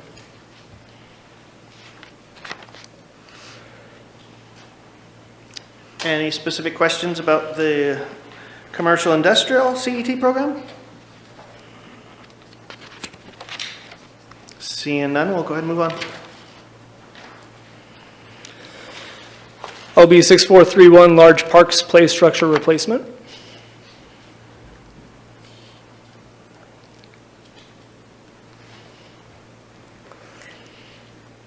Any questions for the structure replacement program? Seeing none, we'll go ahead and move on. LB 6437, Small Parks Playground Replacement and Development. And Kathleen? Maybe my question is, on both of these, how many more are there to be allocated for? Like, how many large structures, how many smaller structures? Do we have that? So we define large parks as, oh, it's not on this one, 3 or 4 parks. It's Reinhardt. It's just 2. It's just 2? Okay. Correct. So we delineated between large parks and small parks because the large parks we view as eligible for lodging tax dollars. And so to keep those resources straight, we've separated the projects. And so how many other small playground or small parks playgrounds do we have? For our large parks, there's 4 total playgrounds between Reinhardt and Riverside Park. Of those 4 playgrounds, we don't have any currently meeting their end-of-life playgrounds 20 to 25 years within the next few years, so we're not as concerned with that. Our small parks, there are 11 total playgrounds across all of our small parks. Some of those are getting close to their end of life, and one of the issues we have is the next one we'd really like to replace would be the Gilbert Creek Playground. However, it's not eligible for state park grants because of the way the lease is structured. So for that one, it's from 1998. We're past its useful life, and we're just kind of replacing components to keep it going. But that's where this need is kind of building up for, is that Gilbert Creek Playground. Thank you. Any further questions, Kathleen? And how many after that would be, how many altogether would still need to be upgraded? In total, we have 15 total playgrounds that generally get upgraded on a 20-25 year cycle. After Gilbert Creek, which was 2000 or 1998 when that one was stuck in, our next ones to get updated would be likely Redwood, and then, not Redwood, Redwood's gotten that a few years, but Morrison. I have to look at Morrison because one of those was updated because it got burnt down or something like that in the mid-2000s. I can't remember the date. But those ones are far enough out. And with those ones, we're not as concerned about because we have the ability to use like state park grants to help cover 50% of the cost. We really created this project as a separate project to start saving money that came available towards Gilbert Creek's replacement specifically. Great, thank you. Perfect. Any further questions? Go ahead and move on. LB 6439, Small Park Improvements and Repairs.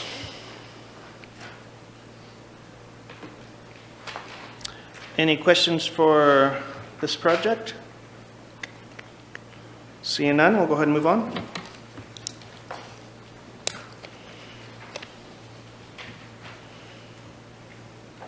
LB 6440, Large Park Improvements and Repairs.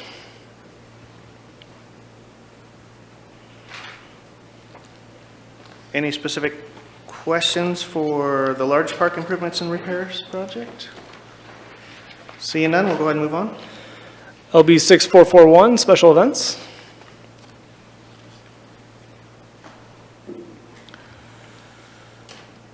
Any questions for the special events project?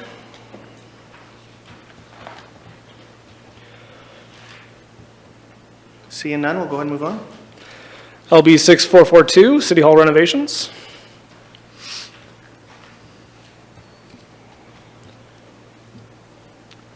Any questions for the city hall renovations project? Victoria? This is the roof.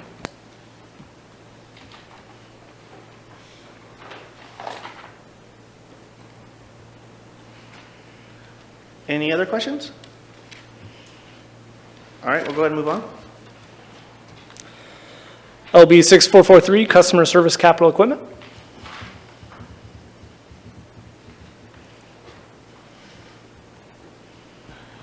Any questions for this specific project? Seeing none, we'll move on. LB 6448, downtown Redwood parking lot renovation.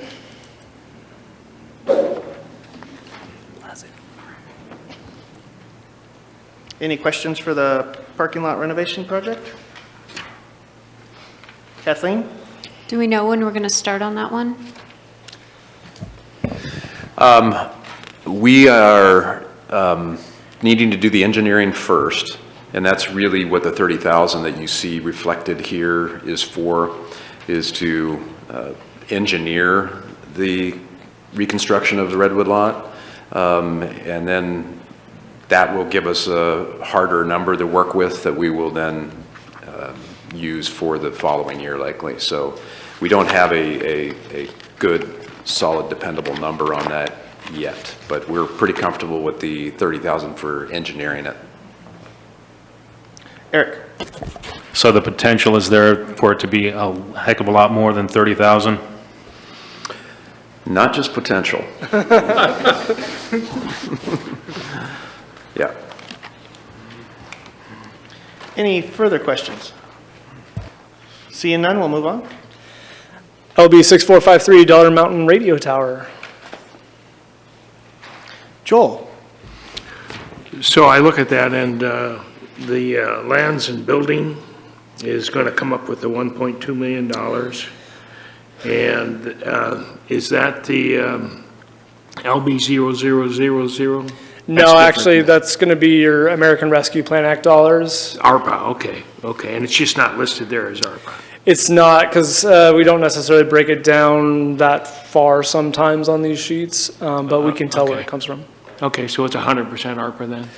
Yes, this one Okay. will be. And so this is an odd one of, it's got $1.4 million allocated it to do it, and then the thought is there's going to be another $200,000 that rolls over into some other police equipment. Okay, good job, thank you. Rick? So JC, this is not available for grants or other sources of income? State that question again. Is there ability to provide grants for this type of equipment? We'll have the chief, we've historically looked at that, and the chief has some information for you. Yeah, Counselor, if you remember, we did the appropriations grant request that unfortunately we did not get, and then you all appropriated that 1.2, which tied in with the already $200,000 that we put for equipment. So together between two projects, the surveillance equipment, $200,000, and the radio tower project, 1.2 million, two fantastic projects that'll move us forward here in GP. And the $200,000 for equipment is listed? That is also ARPA dollars, and that's going to be your next LB, which I went ahead on, so I apologize for that. No, fine, thank you. Any further questions? Go ahead and move on.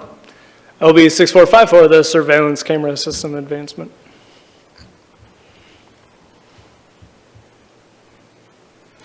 Any questions on the surveillance camera system upgrade project? Victoria? Is one of these on the corner of 6th and A? Is that what these are, or is this something different? It's something different, and it's to bring us more, it's to create a more robust surveillance camera system throughout the city. We currently have quite a few cameras within our park system and some areas located within the city. This will upgrade older equipment and bring us further ahead with technology so we can advance crime fighting and additional prevention type work throughout the city. Thank you. And Rick? May I go back one to 6453? So this is the tower and the equipment on the tower, but also the equipment in the station and in the vehicles as well? Or I just want to make sure we have everything covered. We certainly do, Councilor, and I appreciate you asking. We're hoping to actually bring this in at a little bit lower. We're still working with a change in ownership with the radio tower, but currently everything is moving along really nicely, and we believe we will have enough money to fund both projects well. Okay, thank you. Kathleen? I just wanted to clarify with the camera project, we're using local people, local technology, local businesses to get this done? This is a pretty robust project, and we probably will not. We will have to do a request for proposal because of the price point, and we will go from there. So you'll probably be seeing more with this RFP because of the price point will be significantly over the city manager's signing authority. Eric? The $200,000 for the camera system, I know you mentioned that there was a few of them. Do you have more of a specific number as far as what that entails? So currently, we would like to wait until we see exactly how much the radio tower is going to cost. If it comes under that 1.2 million, which we're hopeful it will, if you remember, we're going to transfer that money to that surveillance camera project, and then we'll take it from there. Around guesstimate number, I'm hoping to see about 60 plus. Thank you, Chief. Any other questions? Seeing none, we'll go ahead and move on. LB 6455, River Vista House demolition. Any questions? Rick? I realize this structure's dealt with leaks and mold and so forth like that. Is there any potential for volunteers just to come in and renovate the whole place, put new windows in, and go take it down to the studs and re-sheet rock it, or is the advantage of having that there long gone because nobody's been using it? From a facility standpoint, it is a manufactured home, and so the construction is not as robust as a stick-built house, and it does have quite extensive mold. It is fairly underutilized, I would argue, so we do believe that the best thing to do is to remove it. Okay, thank you. Kathleen? So I've heard of these types of property removals where the fire department comes in and uses it as an exercise to burn something down, and then is that a way to get this accomplished? So, yes, that has happened. Unfortunately, it is a lot more money than it is worth because there's a lot of stuff that we have to go through. We have to go through independent testing, and then I guarantee you, because of the age of this structure, then we have to, it's going to test positive for certain things that's going to require some remediation before we're even allowed to burn. So it would be a lot worse off than just going in there and lighting it up. It would be my recommendation. But we do like to learn to burns, or like we like to call them, but not on this particular age of a structure. Thank you. Look at that. You're trying to be resourceful. I love it. Very good. Any other questions in regards to the this demolition project? Seeing none, we'll go ahead and move on to the last one, it looks like. This is the last one, LB 8580, the band shell.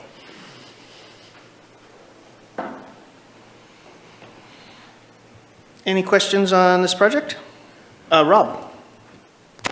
So I've heard that that's been postponed, that there was some FEMA issues. flood zone issues on this? Is that true? That is true, Counselor.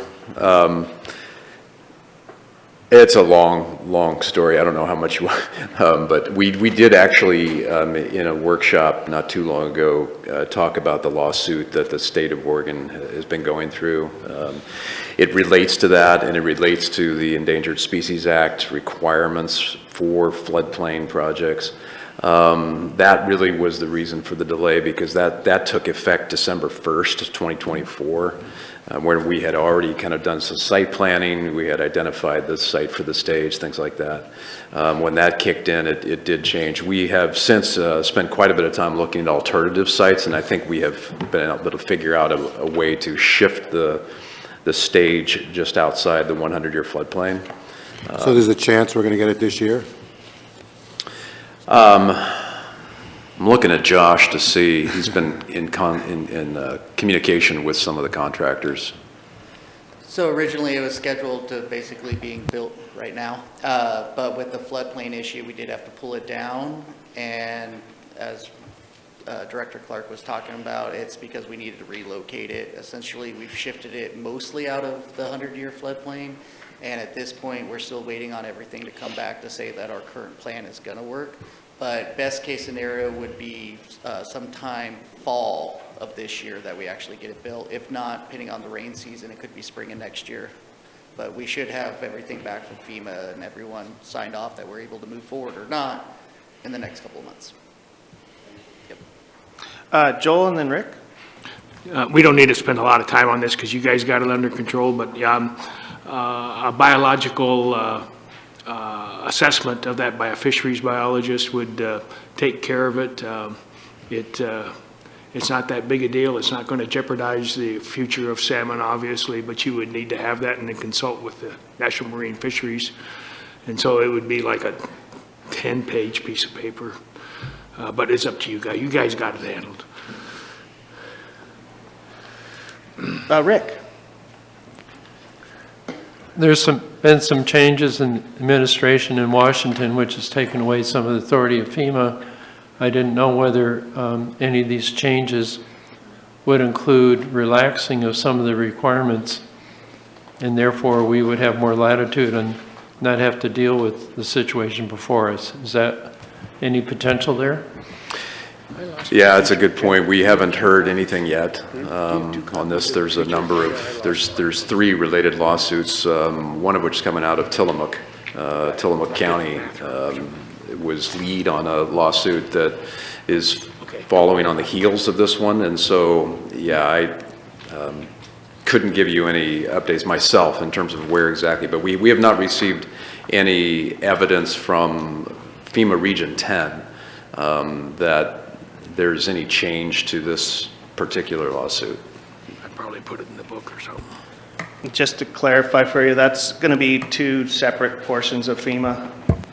Yeah, this is the FEMA that deals with all the floodplains. The other portion that's going to be defunded or whatever through the administration is the rescue portion of it. So they're actually different departments within FEMA. So, Is there any other questions on the Banshell project? I was just going to add one more point. With all of our federal programs, it's all up in the air right now. Yeah. We don't necessarily know if some of our funding sources will be canceled. Any other questions on this one? Joel? No? Okay. So we went through a lot of projects here. I'm going to give one more opportunity. Do you have any questions that you came up with in a previous project that we were talking about? Seeing none, I'll say thank you. And we'll move on to humanitarian service permitting process.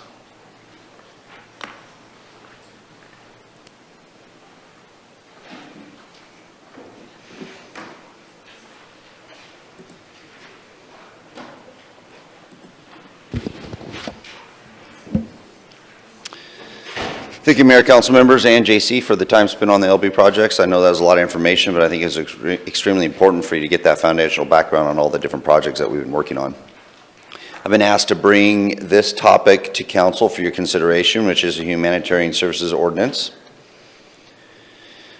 what really is it, and give you some past history on it. This is something that the city has looked at before in the past.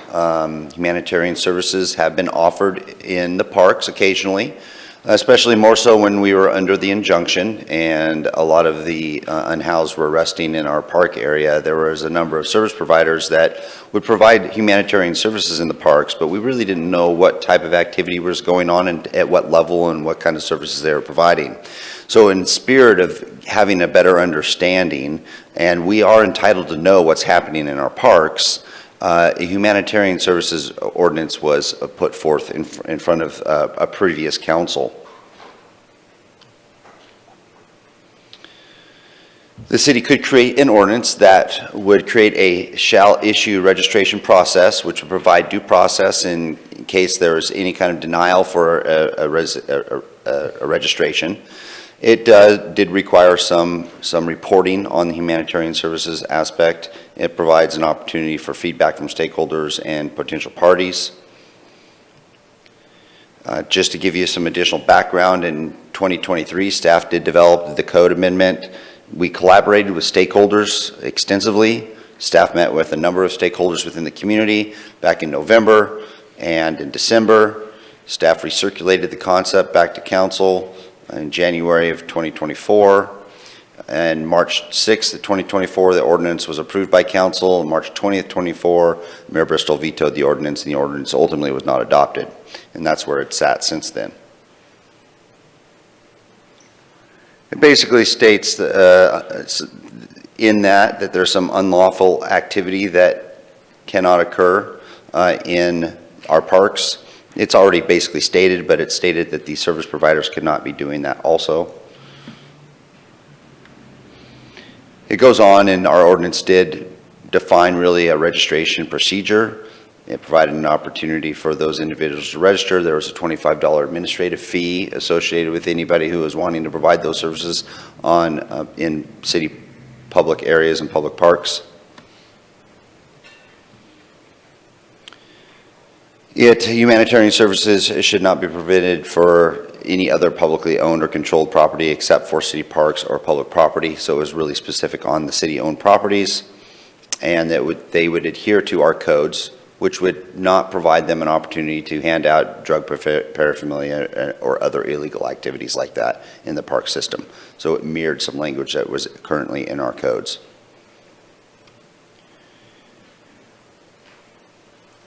It does state and provide an opportunity for if the registration denial or revocation may be appealed, and there is an appeal process. We did require data collection, so there would be some reporting associated with this. This is an opportunity for council to have a better understanding of what's going on in the parks when it comes to service providers for those humanitarian type services. And that data would be provided to you within the constraints of HIPAA and other things. So really, at this point, I was asked to bring this back to your attention to see if this is something that you'd like to move forward with. This is at your discretion. There's no external factors associated with forcing you to take any action, and the council action is at your discretion. You can move to a business meeting for adoption, where we would provide you with a draft of an ordinance associated with what I talked about today in this workshop. You can request additional workshops on this topic, or you can gather some additional input from service providers to reach out to them to see if the climate has changed since we last reached out to them about a year ago, or you could take no action on moving forward with this item. And Mayor, turn it over to you. Thank you, Aaron. Any questions so far? Rob? So Aaron, while at one time this was a real hot button item because there was so much going on in the parks and so much going on with our nonprofit providers and just individual people providing as well, at this point I'm just wondering from either your perspective or the chief's perspective, is this even an issue anymore? Councilor Pell, it's a great statement. At one time it was a major issue. That's where our parks were basically used as navigation centers. And I think that the climate has changed. So, either Brad, Josh, or Chief Hintzman might want to weigh in on what they think the need for this is. I can appreciate the policy board, you being the policy board, wanting to have a better understanding of exactly what services are provided, but I think some of those provided services are no longer existing like they used to. They may do a numbers count and utilize the parks for a service like that, but it's more on a irregular, sporadic basis, not on a regular, like every Thursday, providing those services. So you mentioned to start that you were asked to bring this back. So who asked and why? Do you know? I believe it was, I believe Mayor Scherf wanted to have this discussion with council on the need for having this put into code. Okay, maybe he could shed some light as to what he thinks is the reason that we still need it after we hear from the chief and whoever. Yeah, I wanted to bring this back to council because I actually thought it was a very good idea when it was put forth by the previous council. I was dismayed that it wasn't put into ordinance, and I wanted to bring it back to this council so they could review it, have the opportunity to, again, review it and amend it, change it, or implement it if they so desire. And I do still feel that there's a need for it. It doesn't take, I don't think this is a huge cost, whatever that word is, implementation to us, or if any, but I am pretty much in favor of shoring up our regulations around our public facilities and within our public spaces. That's why I brought it forward. So it's up to the discretion of the council. As you know, I don't get a vote on any of this stuff, so I'm just bringing you guys ideas. Any further questions? Kathleen, then Joel? Okay. So I guess my question was, did the needle container throwaway boxes that got put in all the restrooms, the park restrooms and the visitor center, was that all part of that too? That was not part of this. That was, I think, part of just seeing the need for having a place for people to dispose of needles, not necessarily associated with these nonprofits that were providing services at the time. It's a separate issue. Still in questions? Any further questions for Aaron or staff? Indra?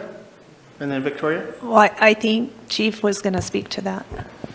Yeah, since Councilor Powell was asking for my opinion specifically, I'd have to do a little bit more research. I do know the neighborhood in front of Riverside Park. I remember having a conversation with a member of the community maybe a few weeks ago asking that particular question.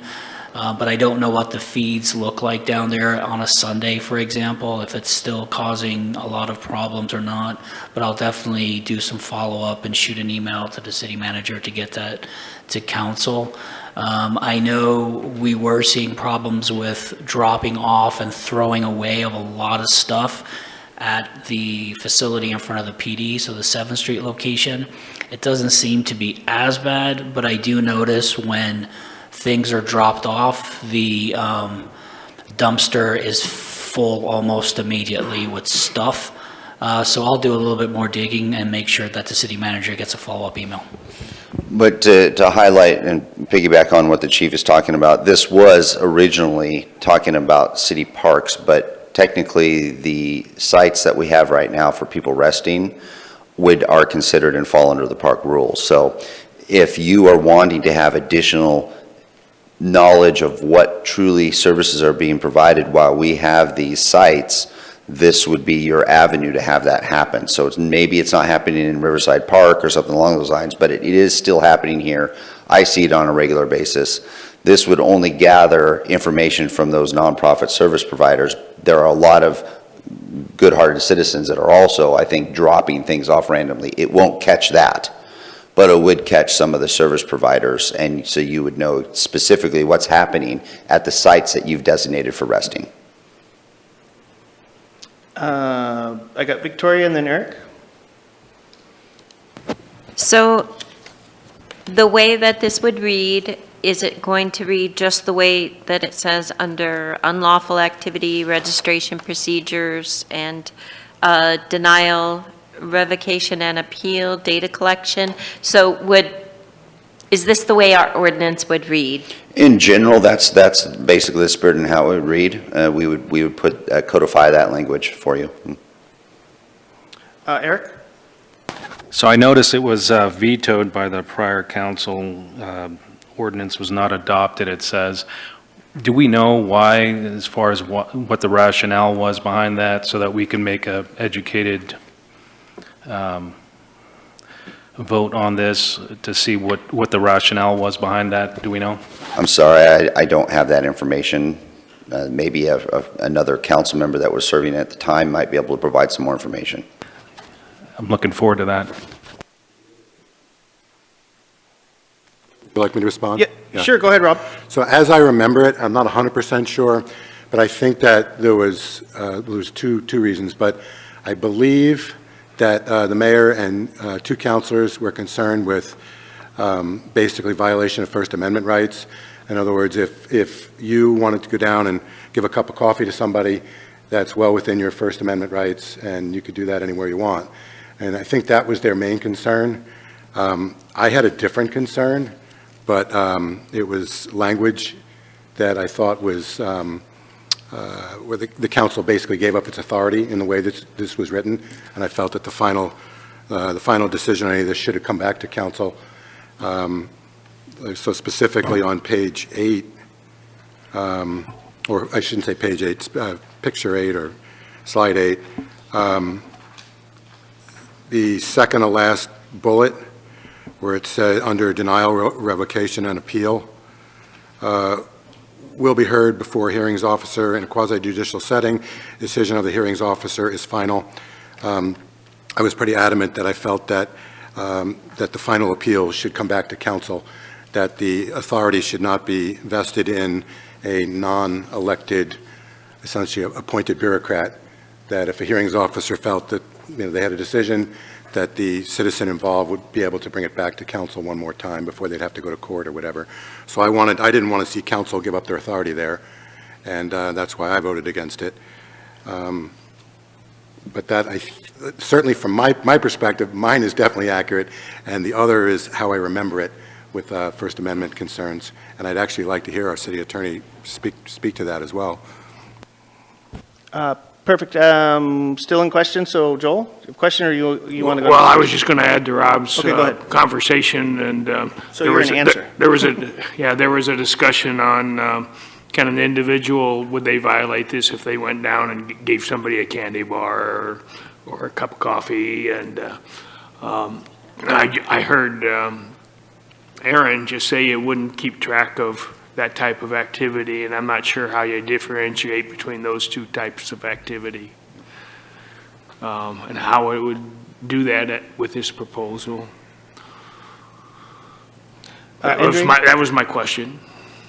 So if I go down there and I want to see what's going on, and I bring a dozen donuts and a cup of that's your coffee question. and just talk to people. And that's what Councilor Pell was talking about freedom of speech, is individuals do have the Right. ability to provide that under that law. What we're trying to do with this is not catch every single individual or citizen. We're just trying to deal with those individuals that provide navigation type services and get them registered with the city so we have a better understanding of what services are provided. So it's basically applies to nonprofits, but not to individuals, is that what you're saying? Provides to entities that provide services to the unhoused in a navigation center type of Environment. Okay. Yeah. And you feel comfortable that the way the regulation's written, that it can be applied that way?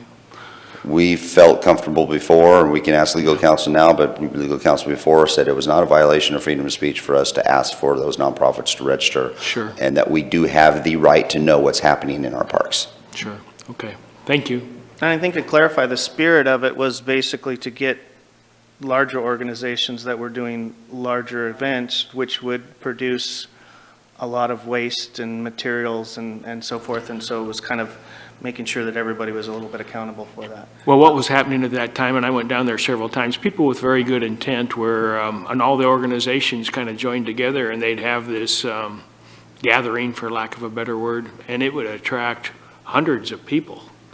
And the neighbors felt terrorized because their houses were, or their cars were getting broken into, their mailboxes were getting broken in on the days of the event. I went around and talked to the neighbors. I don't see that type of event occurring anymore in terms of some good-hearted people trying to provide services like that. But they really overwhelmed the park, and there was no other use for the park when that was going on. And so it was an attempt to try to make the park safe and open for everybody, and everybody knows what's going on. Thanks, Joel. Andrea, you had a question?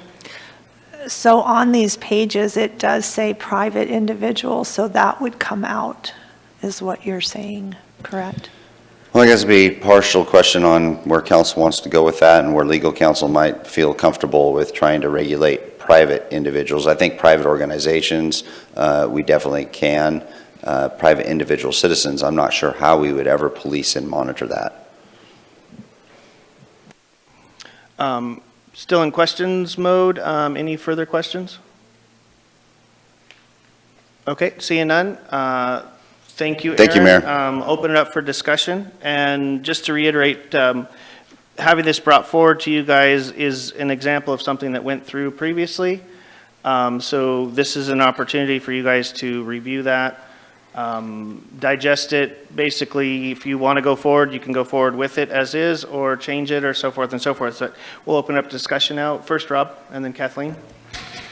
Yeah, I think this is a reasonable idea. I thought it was reasonable when it was brought to council before, especially when Aaron points out that this would apply to whatever resting places that we may have in the future, not just parks. I think for the most part, it's a non-issue for the parks right now, but it's not a non-issue, as Aaron was saying, for the resting places. I still have the same major reservation about the hearings officer, a non-elected appointed bureaucrat, being the final arbiter.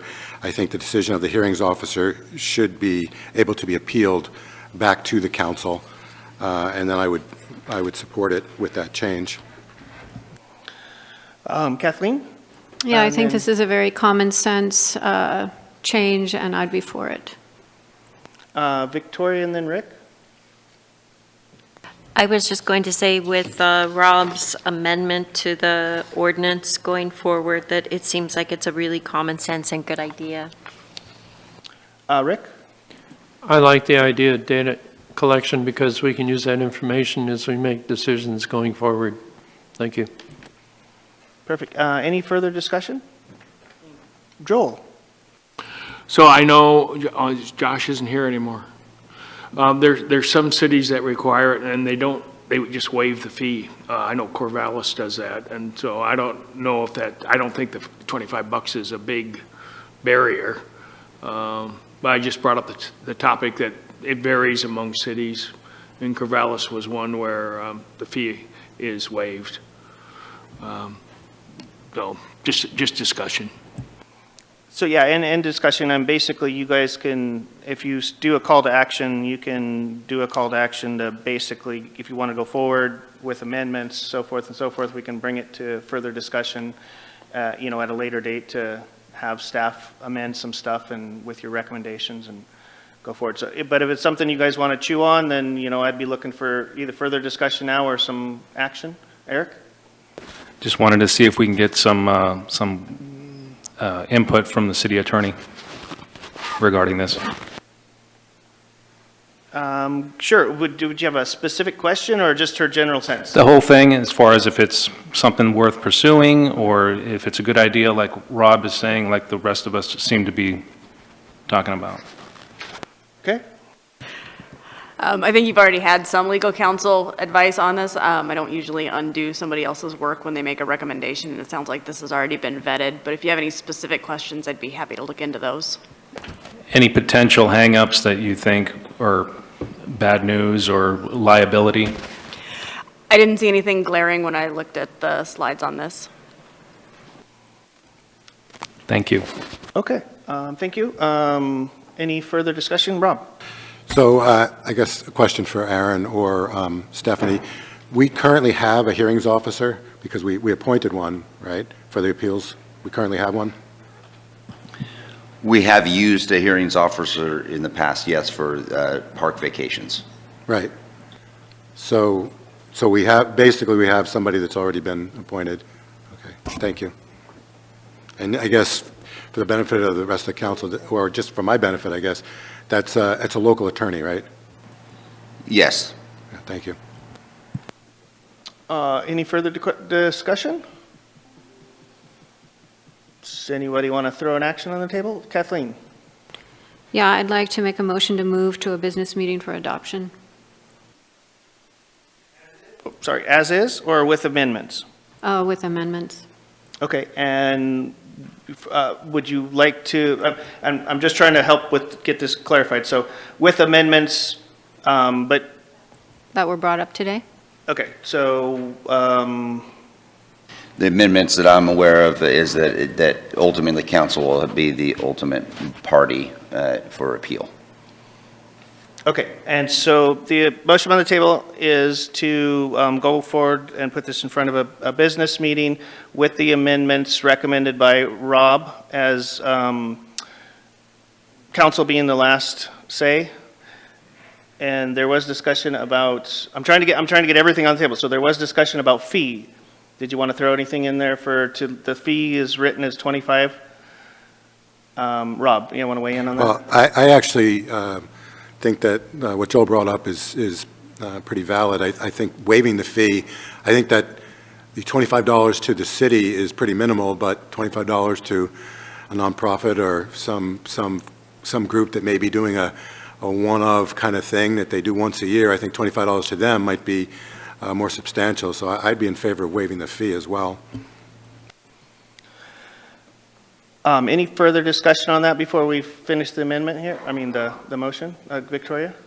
I think I might like to have I would just like to have the option of the fee being waived because buy-in from nonprofit, even though it's nominal, there's a little bit of a buy-in. So if we don't waive the fee for everyone, but we have language in there on a case-by-case basis that it could be waived under certain conditions. Rick? So those conditions to waive the fee, would they be in the, I would say, ordinance as well as to what? You know, that's going to be a whole nother major section to try to come up with a fee and a time to waiver, and I'm not sure if that would be the best way to administer this. I think really you need to determine, do you want to charge a fee or not? I can understand not charging a fee. I can also understand charging a fee. I think one of the reasons why a fee was put into place is there are these individuals that are specifically using our park infrastructure to provide a service of theirs. So they're using the park system that we've established and we put money into and it's almost like you're reserving a piece of the city property. Where people are reserving park property, they're having to pay a fee to reserve that So it's parking under the space. same premise as that. So, and I'm assuming the fee was the same? You know, there's multiple fees for different park usages. I don't know what that would match up with. I think it was minimal in the first place at $25. But if council as a policy board does not want to charge the fee, just let me know and it wouldn't be in the ordinance, or I'll leave it in or take it out and you guys can change it the night of. Thank you. I'm going to bring it back to Kathleen. I'd be in favor of keeping the fee of $25 for everyone. Okay, Indra, did you have anything else to add before we try to Well, finish this motion? we did talk about removing the private individual from these pages. Private persons? Okay, so I'm going to give it back to you, Kathleen, to restate your motion and try to roll everything into it. Well, I'm hearing that that's kind of a non-issue because that's not trackable. So I'm not sure that would be an actual problem. It would be for bigger groups that are wanting to bring in surplus, which has been a problem, all this surplus of cleanup. So I'm not sure that's an issue. Okay, then go ahead and if you made your statement there, if you want to reiterate your motion in full detail, or would you like me to help you? So I'm going to make a motion that we move to a business meeting for adoption with amendments of the hearing officer, keeping the fee, and, yeah, for city property. Rob, you got something to add? So if we keep in the private individuals, which we can't even track, so it'd be foolish to even put in something that we can't enforce, but if we keep that in, that's where we could end up with a First Amendment issue. So at least that's my understanding. I'd like to leave that up to Stephanie to maybe research and come back with us, but since we're not going to enforce it anyway, we should probably pull it out, and that also could be a First Amendment issue that would invalidate our ordinance. So I'm going to throw it back to Stephanie for one quick question, because I think it got posed, is if you left individuals within this, that individuals would have to go through this, is that, in your legal opinion, infringing on their First Amendment rights? Without doing research, I would say possibly, but I can look into that before the next meeting. Okay, thank you. So we have a motion on the table. I'm going to reiterate it before we second it. So there's a motion on the table to take this to the next business meeting for adoption with the amendments to, with verbiage that says this council has the last say on denials and appeals, with, as, that's the only amendment actually then. And do we have a second on that? Rick? So it's been first and seconded. So the amendment is, or I mean, the motion is to push this forward to the next business meeting for adoption with the single amendment that the council would have the last say on denials and appeals. Is that, okay? You want to add in? Go ahead. Well, I just had a discussion before we voted, and at that time, if we felt after doing research, we wanted to waive the fee, we could in the workshop. Correct. Or at the meeting. You are correct, Joel. Yeah, We could yeah. amend that at any time. It doesn't forego that option. So we have a motion on the table with a second. Any further discussion? Seeing none, I'll go ahead with a roll call vote. Victoria? Yes. Joel? Yes. Rob? Yes. Indra? Yes. Eric? Yes. Rick? Yes. Kathleen? Yes. All right, unanimously, we will direct staff to bring this to the next business meeting with this said amendment. And are you fully aware? Yep, Thank clear direction, thank you.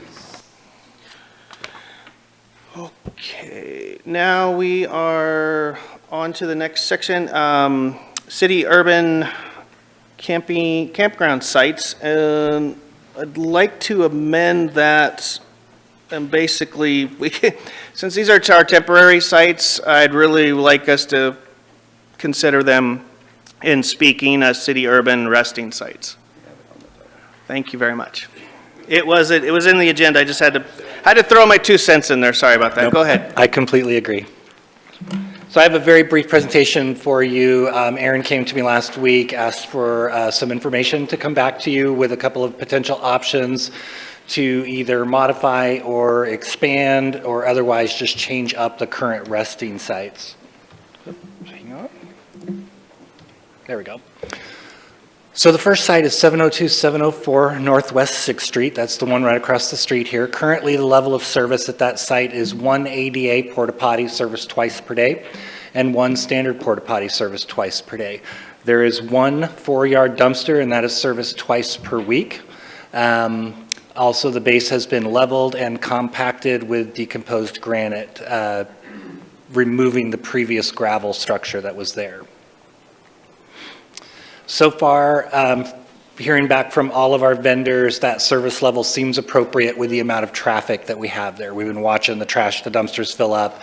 The porta potty people report back to us on if we're having issues, and we do not. So I did want to bring this up. This is right out of the accessboard.gov ADA guide, and it says must accessible surfaces, be paved. Concrete, asphalt, and other paved surfaces are more reliably compliant, but other materials such as wood and construction methods can be used to provide firm and stable surfaces.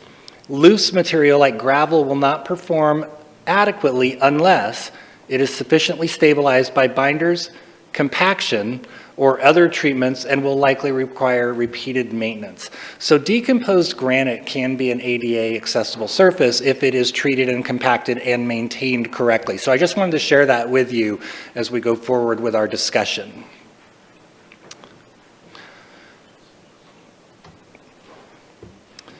So one of the questions that came up was, can we incorporate the paved parking area to the north of the 702, 704 Northwest 6th Street? The short answer is we believe yes. There is an issue with the on-track property, which we are working on with those folks at this time, where they do have in their lease an unrestricted access easement through this property. But we can provide them access through our property, so we believe there's a trade there, but we're trying to reach out to them to get an answer to that. So there is an option that we could add this additional property here. A further option would be we could pave the entire site, basically convert it into a parking lot. If we're going to take that kind of investment and pave the entire site, we do not have provisions in our code to do temporary paving. So we would want to do a full paving option, and that would be creating design and bidding documents. We would have to bring the site in compliance with our current stormwater regulations. The installation timeline on this type of job would probably be 3.5 to 4 months from start to finish, and probably on the order of about $340,000.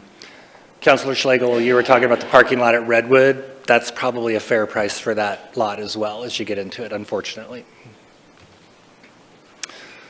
When we talk about the timeline, what we have, our planning processes are 45 days, and that we would run concurrent with that our engineering and bid doc creation. But we have to do public notice, we do have to get in front of site plan, and we do have to get a director's decision on moving that forward. We would need a minimum period of 7 days for collecting bids, and this is all in accordance with Oregon revised statutes because of the dollar value. And then council award would take an additional 14 to 21 days unless a special meeting was held after the bid opening. We do need a minimum of a 7-day bid protest period, however. Again, that is all prescribed by Oregon revised statutes. After contract signatures, generally it takes about 10 to 14 days to get the contracts all back and forth, to get the bonds and the insurance in place, and then construction would start. Likely would only take about 30 days to complete. It could be done pretty quickly.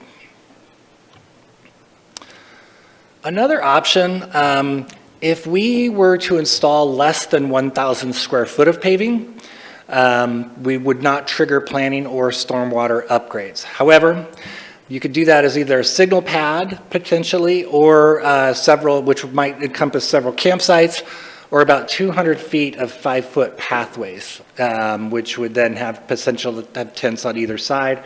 That could be done for about $5,000 or $10,000. That is another potential option. When you show it as just a blob of concrete, it's not much on that side of property. It's a pretty small area, 1,000 square feet. This is much, much faster. Engineering and planning would take 2 to 3 days. We could get quotes on this property or on this cost range. We would need 3. That would probably take us a couple days. City manager would be able to execute that contract, and construction could likely be done in a few days if crews are available and weather is forgiving. With the weather the last couple days, we could not have done this job. Moving over to 712 Northeast 7th Street. This is a site as it currently looks. Actually, before everybody moved back in, it actually looks really nice right now. Similarly, we could do a full paving option. This would require the creation of design and bidding documents, compliance with our MS4 stormwater rules, and the installation timeline of about 3.5 to 4 months. The price tag here is much lower, as it is about $150,000. It is a much smaller site, and we believe it can easily fit in. We'll also want to do some additional coordination with Warren and his team, the chief over there. And then ODOT may have something to say about the way that we're currently showing the layout here, just because it's adding some additional driveway entrances on and off of 7th Street, which could extend that planning timeframe. Same thing at this location. If we were to install less than 1,000 square foot of paving, that likely would not trigger planning or stormwater upgrades. We could have one larger pad housing a couple of restrooms or the restrooms in several campsites, or again, try to figure out how to run 200 feet of 5 feet wide pathways through there to facilitate. There really is no call to action. We're just looking for direction on some level of improvement to make, and put some alternatives there for you, but at this point, I would just take questions or direction. Thank you very much, Jason. Got questions specifically for Jason? Rick? Last Friday, Joel and I were at conference, the council chat, coffee time, and a lady, Rebecca, was there talking about different methods that could be used. And one thing they've used out at the fairgrounds have been these thick rubber mats. And I was looking at one at Home Depot the other day. It was 3/4 of an inch thick. And I realized if those were able to work, it would involve very little time and really low cost. What are the advantages and disadvantages of a rubber mat? Advantages are probably cheap, low cost. You would want to have one that is very interlocking. My experience with rubber mats, we've used them actually at the water plant on the roofs quite frequently because we have a lot of the type of roofing up there is not designed to be walked on, so we added rubber matting. The edges tend to peel up. They want to stick up, and they end up being tripping hazards. That would be, I think you'd have a lot of maintenance with those to make sure that they're always together and you're not creating a tripping hazard as to where the edges between the mats are, because they usually come in like a 3-foot by 5-foot width. So you're going to have a lot of segments that are going to be out there that are going to have to fit together perfectly to maintain a level walking surface. Okay, thank you.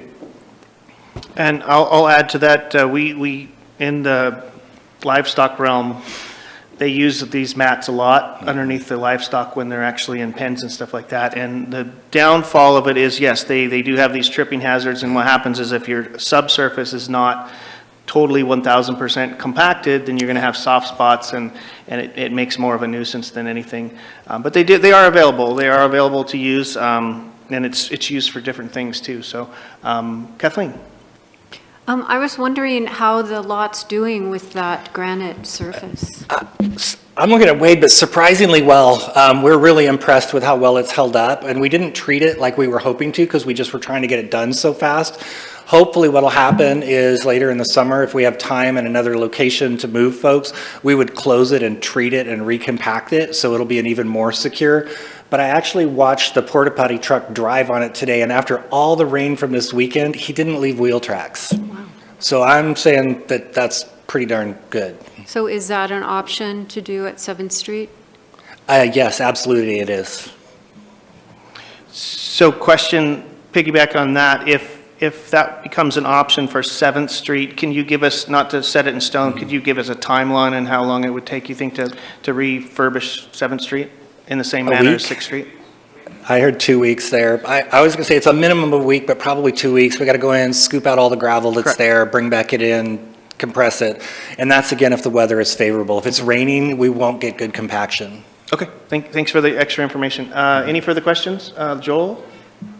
So I was thinking there's kind of an analogy, or there is an analogy with a parking lot where you have handicap spots, and they're signed, and then they're enforced so that if you have a non-handicapped person parking in a handicapped spot, so that that spot's available to the person that has the sticker. And then it puts the city in the sticker, I guess, is the state determines who gets stickers, and you have to present a letter of certification, I believe, to them. I've never gotten one. How would the city manage these handicap spots? And because, you know, if they're paved and I'm not handicapped and I'm the first one there, that's where I'm going to go. I'm going to let the city manager take this one. I think I'll start. Maybe Stephanie might want to chime in also. This is not a proposal, and we're not recommending that the city establish ADA campsites and resting sites. We need to provide opportunity for ADA usage. We need to have the ADA accessible to services that we're providing there. We believe we are doing that under our current situation. Can it be better, say, in 7th Street? Maybe so. But if you look at 6th and A, there is opportunity for that to occur. If you start to go deeper and now are providing specific sites for specific individuals, you're going to have that managed, and you're going to have to come up with a matrix to determine who and what can utilize that space. That's a whole different scenario and discussion than what we're talking about right now. And I don't know if Stephanie has anything else to say. The moment that we have somebody deciding who is and who is not entitled to use those specific spots, you're opening liability a lot. Victoria? Could you go back, Jason, to slide 4?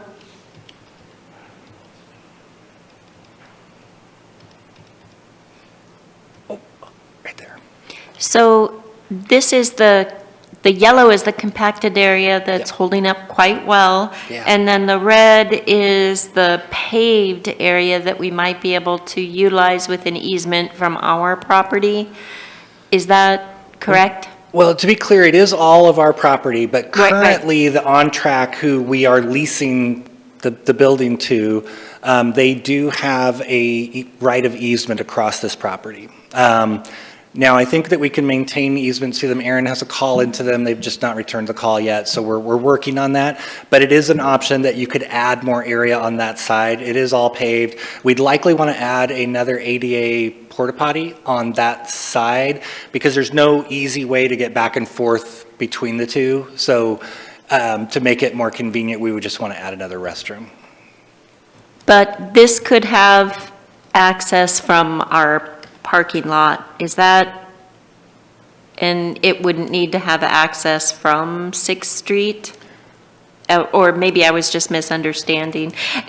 And overall, the reason why I'm saying this is, this seems like the easiest option, and it seems like it has zero cost involved. Maybe there is some that I'm not aware of. So, yeah, could you fill me in on that one? So the ingress and egress on this would be off of 6th Street, not through the backside of the parking lot. So to answer your question, I guess I'd need to know what, I would need to have clarity on what you're wanting to achieve.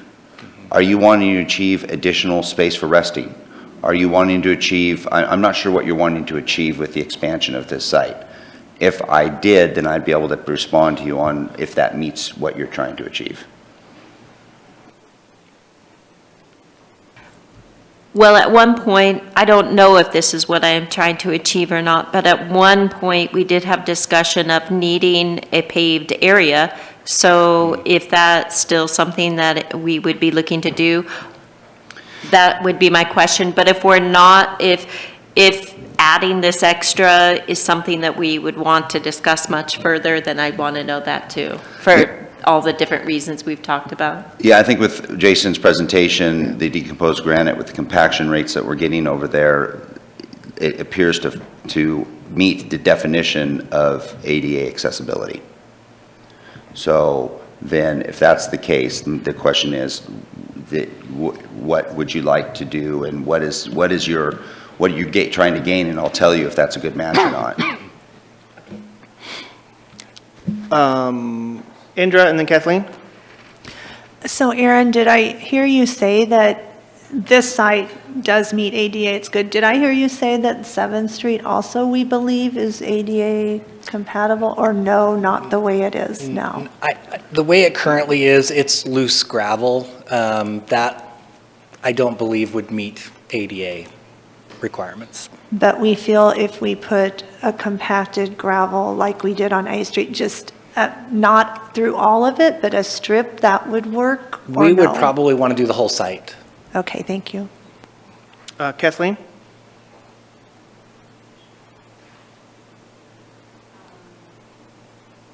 I just drew a blank. Let's see. I know. So when do we hear back if we are ADA compliant? Do we have to wait for the 25th? I mean, when that- do we actually know? I think if that's we're a on- question that's probably not appropriate for Oh. today's discussion. All right. Because I just wondering when we're going to hear if we're compliant or not. Yeah, just like Aaron said, that's kind of not a topic of discussion at this moment in time. I know you have questions, but we could probably address that at a different time. Any further questions for Jason in regards to what he's presented here? Yes, going, that's okay. Jason, do you have May a I ask a question? So if I think what I heard is that we likely want to bring the 7th Street up to the same standard as A Street. Well, I think we're going to go into discussion on that. Okay, then I'm going to go sit down and be quiet. Thank you. I'm not trying to scold you, but it does kind of feel good. We're going to go into discussion on this. So, Indra? I will answer that question. I would like to bring that 7th Street site up to ADA. Then we have 2 ADA sites, which I think are objectively reasonable. Further discussion? Eric, and then Rick, and then Rob. It was mentioned that we had to take the gravel off. Why can we not put the granite, the ground-up compacted granite on top of the gravel? So the gravel has already been brought up to the top of the asphalt and the neighboring ground, so we really have to go down to be able to build it back up, because we want the granite to be a little bit high, but not too much higher than the surrounding area. Okay, I just hope it's not going to be too much more expense. I mean, it seems like it's a lot to pull up all that old gravel. It would it maybe... It is not going to be inexpensive. I'm 10, 15,000. I think we paid 14,000 for what we did over here. So it'll be maybe half that, a little bit less. Thank you. You're doing a heck of a job. Rick, and then Rob. Is there an advantage to only doing half the site, or that just creates complications because of the difference in elevation? Okay, thank you. Rob. Yeah, so I think that this is a really good idea to have the two ADA friendly sites. They're only a couple hundred feet apart from each other. It's very fairly simple for people to move from one to the other, or even if they get help from others, it's not a huge amount of help that they need from others, from moving to one from the other every 4 days or so. I think this is, I'm very hopeful that a judge would find this to be objectively reasonable. I think it's objectively reasonable.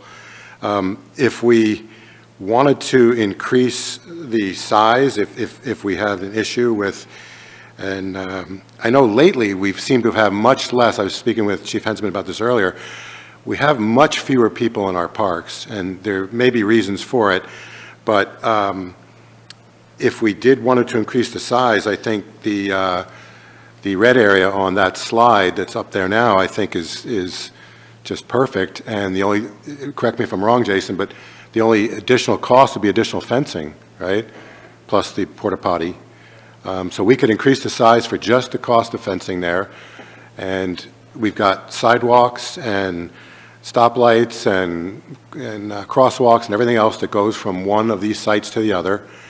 I think this is really reasonable, and it's about as low cost as we could even hope for. So I'd really be in favor of some option like this. Yeah, Aaron wants to add something to that, and then we'll go with Rick.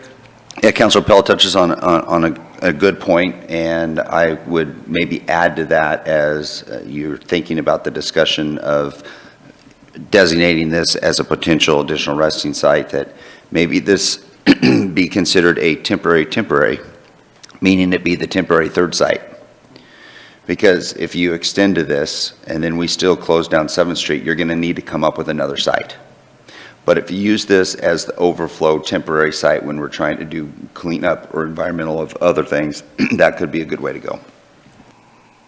I actually agree with Aaron's statement, and hopefully you guys take that as what if you understand what he was saying there. Because if we do go forward with upgrading 7th Street, we're going to have to accommodate that. So it could be a discussion, as I love the term temporary. Any other discussion? Ahead, Rick. Aaron just answered my question. Very good. Anybody else? Rob? So we're basing this all on, the viability of this is on Jason's interpretation of what is an ADA surface, right? So if he's confident with that, this is not my realm of expertise. If he, or maybe Clint, maybe he knows about that as well, being an engineer. If he's confident with that, then I'd be confident with it. Yeah, Jason and I actually had some discussions on this, and I actually brought up the point to Jason, and he clarified it. There's been a few announcements on Facebook and stuff like that of some of the newer trail systems throughout Oregon, specifically down here in Southern Oregon, where they've actually, they're touting that they are ADA compliant. And when you look at those trail sites are utilizing the same material that we are utilizing. Yeah. So I was like, I brought that up to Jason in the conversation, and I think we kind of came to a consensus that we are pretty good. Yeah, and this is right from the federal guidance book for parks and trails, and it was very specific. It will need more maintenance than a concrete or asphalt surface will to ensure that it stays compliant. Go ahead, Rob. I'd just like to add, too, that I went by this morning, the 6th and A site, and I was pleasantly surprised at how good it looked after that rain. I was expecting the worst, and it wasn't bad at all. I was pretty impressed. Yeah, I agree. It did hold up very, very well. Every time I go up to my office there, I look through the windows, and it looks like it's that we did a pretty decent job with that. So any other further discussion? Okay, if no further discussion, I would look for some sort of action. Victoria? I would like to make a motion that we put the compacted granite on the 7th Street, and while we are doing that, we open up the very temporary site that is the parking lot adjacent to 6th Street. So a motion on the table to go forward with remediating 7th Street to bring it up to the same surface as 6th Street. And in the meantime, during that construction period, that we expand 6th Street out into the parking lot area with amended easement with those guys. And we got a second from Joel. Any further discussion? Okay. Motion on the table is to go forward with changing 7th Street, same surface as 6th Street, expanding 6th Street during the temporary construction period. Roll call vote. Kathleen? Yes. Rick? Yes. Eric? Yes. Indra? Yes. Rob? Yes. Joel? Yes. Victoria? Yes. All right, we're unanimous. We have, staff has direction? Yes. Thank you. Clear direction, thank you, Mayor. Okay, next on the agenda is Building Planning Task Force. So do not have a specific presentation for you. Didn't want to get out in front of council and mayor too much on this. We've had a conversation with the mayor and some people in the community that are associated with building and construction. And I think I'll more turn it over to the mayor, but ultimately through the end of this discussion, if council's wanting to move forward, I'll take your direction on the spirit of what this task force might look like, and I can put it into a resolution format for you to ultimately adopt at a future business meeting if you want to move forward with that. So yeah, as Aaron said, we've been in discussion with people within the community, specifically within the building community, realtors, builders, developers, and so forth. There's been a kind of a common theme that there is the development portion permitting plans is antiquated, it takes a little bit too long, so forth and so forth. So the idea was brought forth is if we could put together a committee or task force apprised of realtors, developers, builders, business people within the community that are in the building industry, and task them with going through our development code, basically chapter by chapter within a time period, and kind of digesting it and trying to come up with some ideas to streamline and make it more efficient. That's kind of the general premise of the idea, so I think we're trying to bring it to you guys to see if it's an idea you'd like to go forward with and kind of tool down to get more specifics. But the idea is to bring in community leaders from the building industry to help go through our development code and give us suggestions to, again, streamline and make it more efficient. With that, I'll bring it back to you guys for any discussion or questions. Victoria? I think my question is for Aaron. I don't know if the SOCOG grants would be available for any of this. We just talked about it briefly. I don't know if you were able to pursue it, and maybe it falls out of the parameters of this, but. Yeah, Aaron did ask us to check into that. I met with a representative from RBCOG. The grant that they have is only pertinent to a particular House bill, and so those particular monies are just focused on affordable housing within our code. He compared our code to 5 other jurisdictions, and he said we're actually ahead of all of them in terms of keeping up to date with the statutes. So he did not think that we would be eligible to use that particular money. Yeah. Thank you. Kathleen? Would this include the Home Builders Association too? Would they be part of this? That would be kind of part of the discussion. I I basically regurgitated what as the ideas come into my brain and who would be best suited within our community to kind of weigh in on this.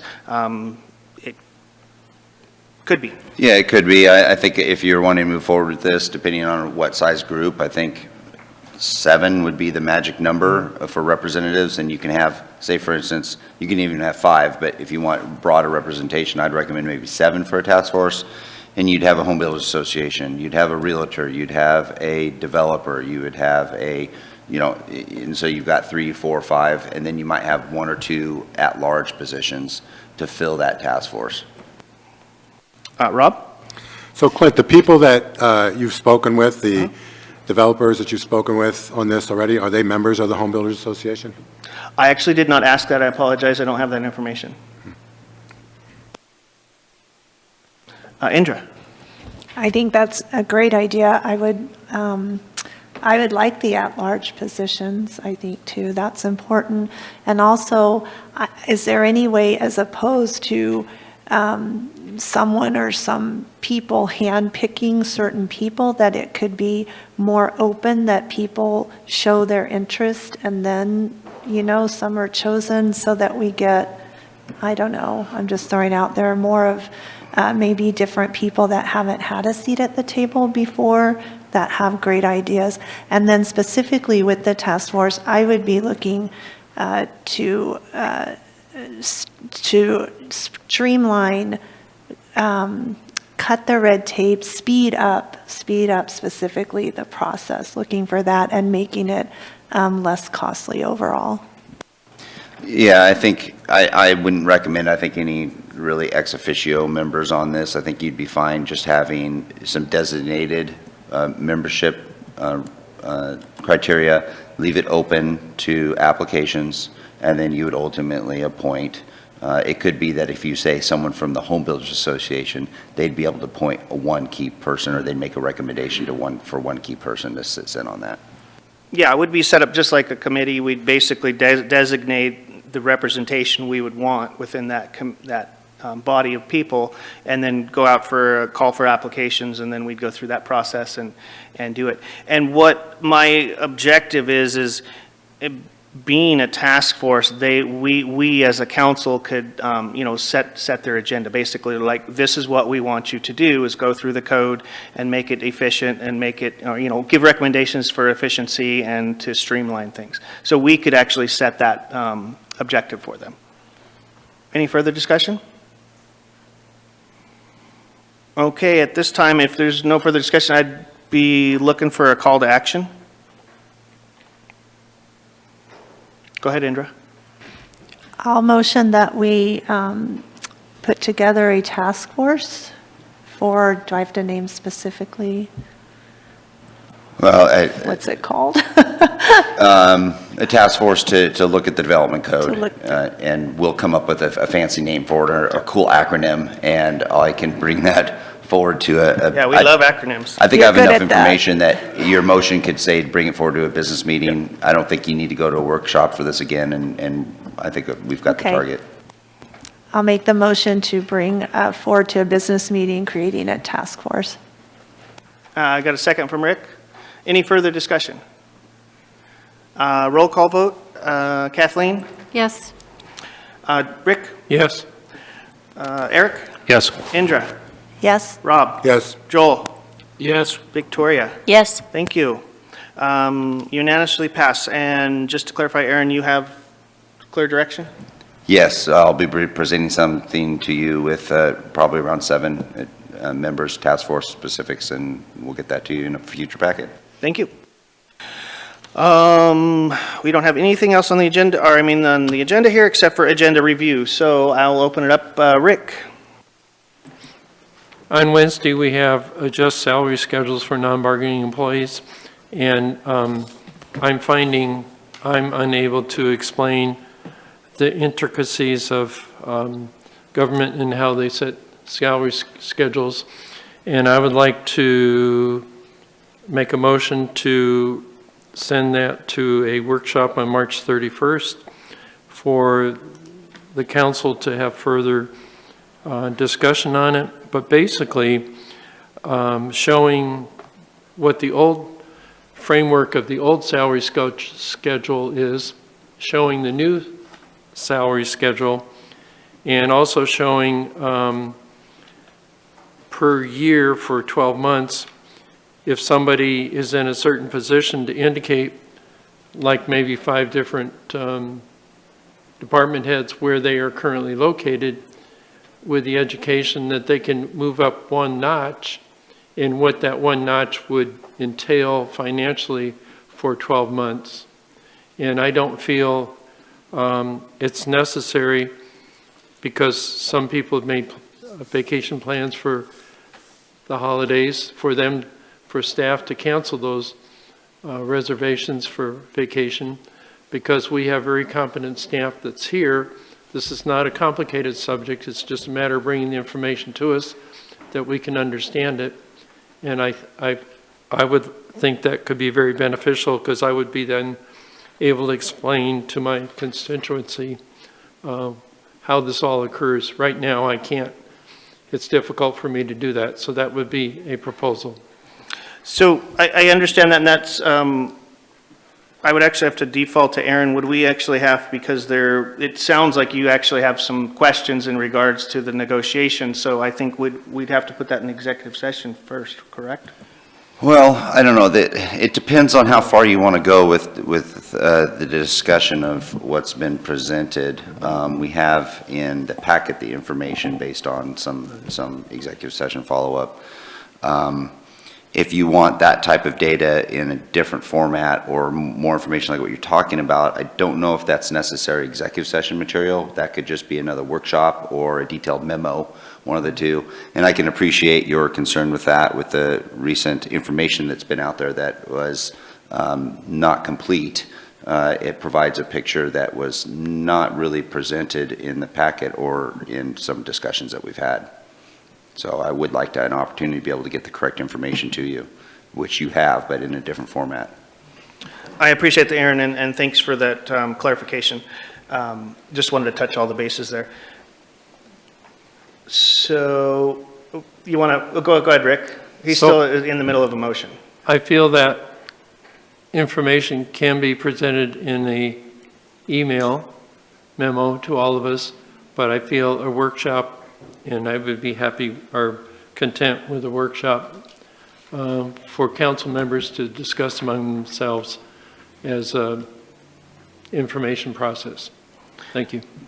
So just to clarify, Rick, you're going to be making a motion to take consent agenda item A off of Wednesday's workshop and push it on into an informational session in another workshop. Do you have a date certain on that? March 31st. March 31st. Also, I want to state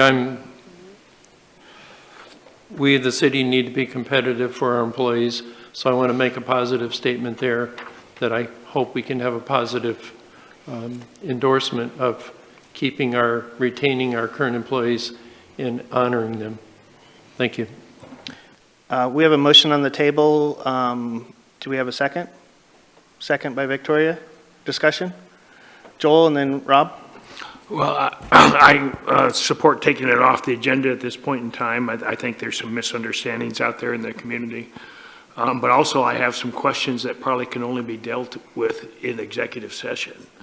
And so there's probably a part that could be executive and a part that could be open from my viewpoint. Thanks for that, Joel. Rob? So I have a question for Aaron. This is a non-bargaining group, and we're essentially not bargaining with this group. So I don't understand why any executive session is needed at all. I would imagine that the utmost transparency would serve the public and the council. Why did we even have any of this in executive session? I understand with unions why we would do that, but is there any need for executive session at all for this subject? I think originally there is a call for, there is a bargaining, although it's not directly with a facilitated bargaining unit, there is the same in spirit of what would occur at the council level in our discussion. So I think executive session wise, there is the ability for you to utilize that tool. It is your prerogative. You do not have to have that discussion in executive session. So you can have, as I mentioned, I think we're at a point where a workshop would probably suffice.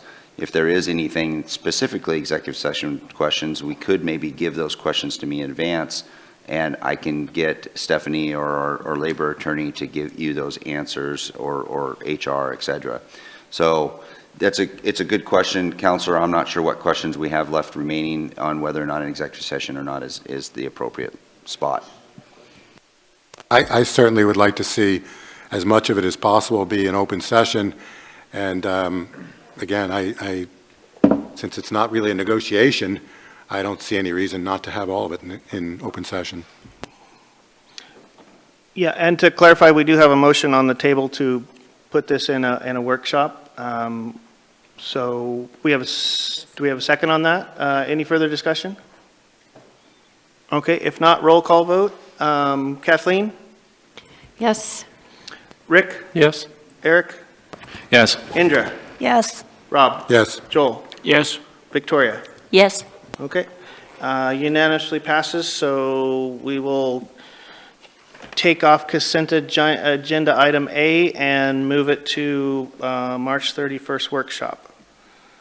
And Mayor, just on the March 31st workshop, as you know, you're going to be gone, and as I mentioned, I'm also going to be gone on the 31st. So I'm going to need to make sure that if I'm not there, that we have Mandy and an attorney present also. Mm-hmm. So I need to check schedules to make sure that I have staffing that will be available to have this discussion with you on the 31st, and I don't have that information at this time.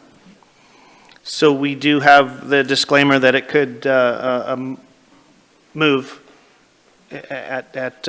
if we can't collect proper amount of staff in there.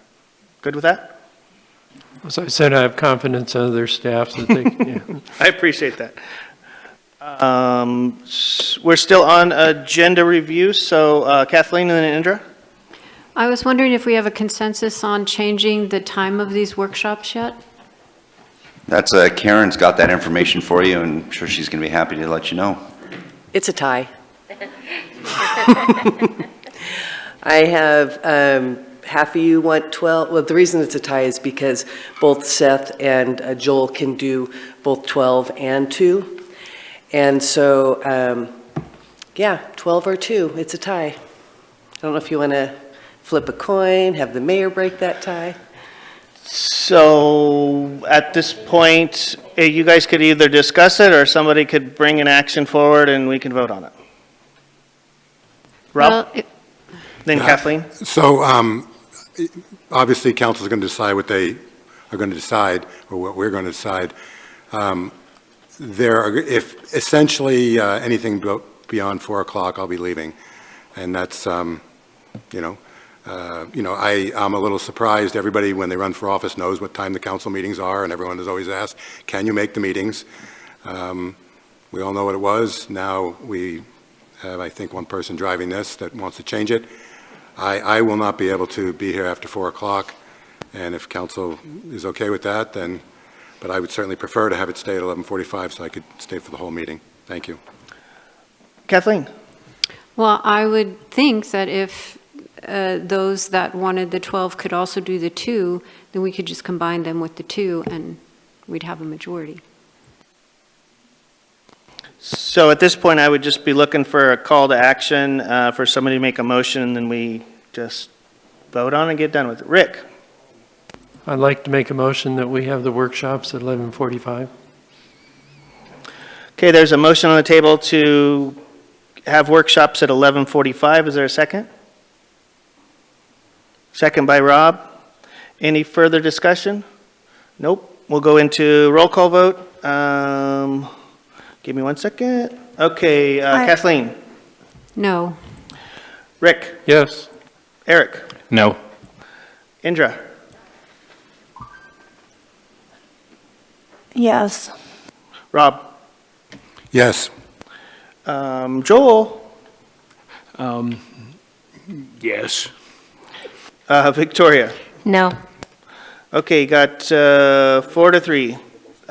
So motion passes to continue workshops at 11:45.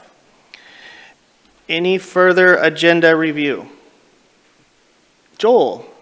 Well, I just had a question. The forest management plan, which isn't really a big deal, but there was some perhaps lack of inter-staff coordination. And I've heard through the grapevine, though I haven't seen it, that there was already a forest management plan. And the committee hasn't seen it. So I wonder if we need to defer that discussion, or is that ripe for a decision? And I'd ask the staff that have their staff responsibilities in there. And I don't know the answer to that. The reason I'm asking that is because at the last tree committee meeting, or no, it was not the tree committee meeting. What meeting was, was it the parks meeting? No, it wasn't. Housing advisory, it was a historical building. At the historical sites, the staff consultant to that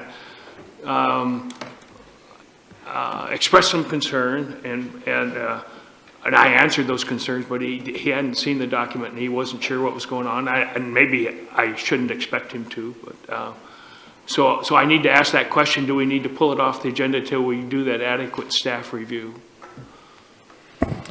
Well, from my staff standpoint, I know that Josh has already prepared a presentation for the meeting that's scheduled. I think he's comfortable to move that forward with that main caveat that the plan as drafted would essentially serve as a guiding document to the Urban Tree Advisory Committee, Right. And not completely replace that guiding document that we have had for a few years.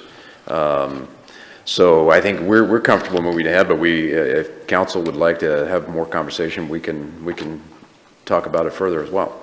Okay, so what I hear you saying, you're comfortable, is all the staff comfortable with that? Well, I think the main ones are the urban forester, which we don't have right now.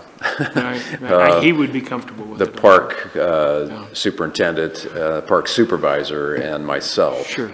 So I think, at least with us, we're good. Okay, well, if we proceed, one of the things I think that the tree committee needs in coordination with the staff is to see what that existing, nobody's seen it. And it was part of the strategic planning that we implement a forest management plan. And at that point in time, nobody mentioned that we already had one. And so it was not a big deal. I mean, this is not the World Series. But if there is one that exists out there, then the tree committee really needs to see that as well.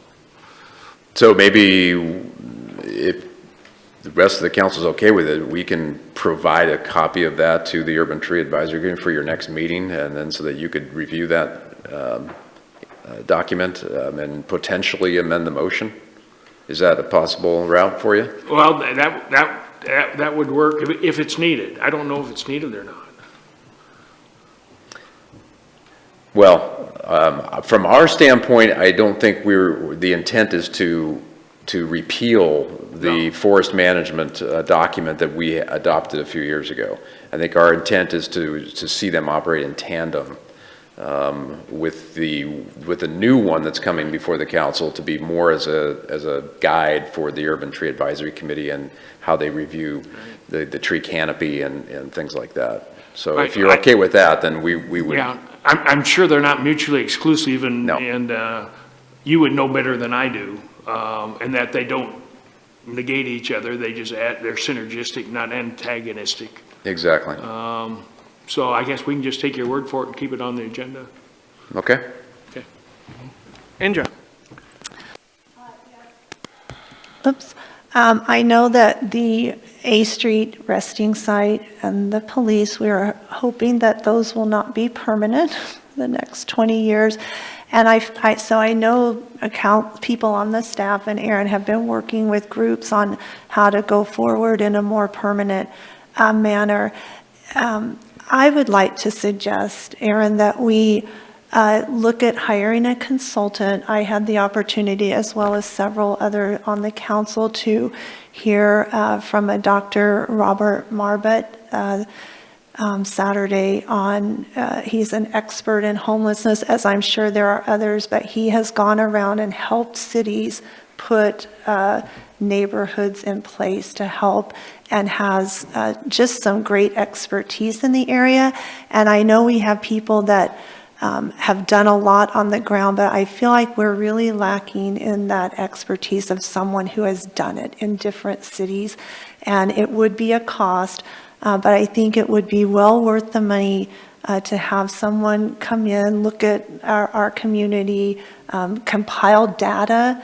I feel like we're really lacking in even knowing what's out there, who our majority person is that we need to help going forward, and give us reports and recommendations doing that. So I'm just suggesting that and hoping that counselors would agree that bringing someone in with expertise to get a proposal from him or others or several, and then decide on that whether we would like to go forward with that. That's what I would like to suggest. So, just for clarification, you're looking to suggest that we entertain looking at an outside consultant to kind of review our situation and provide a third-party advice. Any discussion on that, Rob? Yeah, I would agree with Indra. It's obvious that we've got a lot of horsepower that wants to pull in the same direction, or at least the same general direction, and we're really lacking a specific experienced person at the wheel or entity at the wheel. It would be a shame to waste all that horsepower and or other resources and move in potentially directions that might not be as beneficial as we could. So if there's people out there that could help us with that, I think it could be worth listening to them. And so we do it right the first time, or essentially measure twice but cut once, so to speak. Thanks, Rob. Victoria?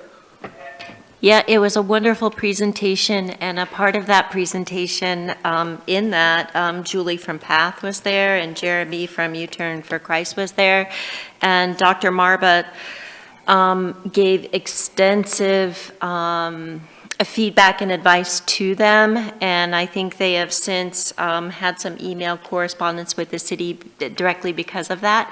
And I don't know if we need to have him come at the cost, or if we could just implement the advice that we got because we already got to talk to him.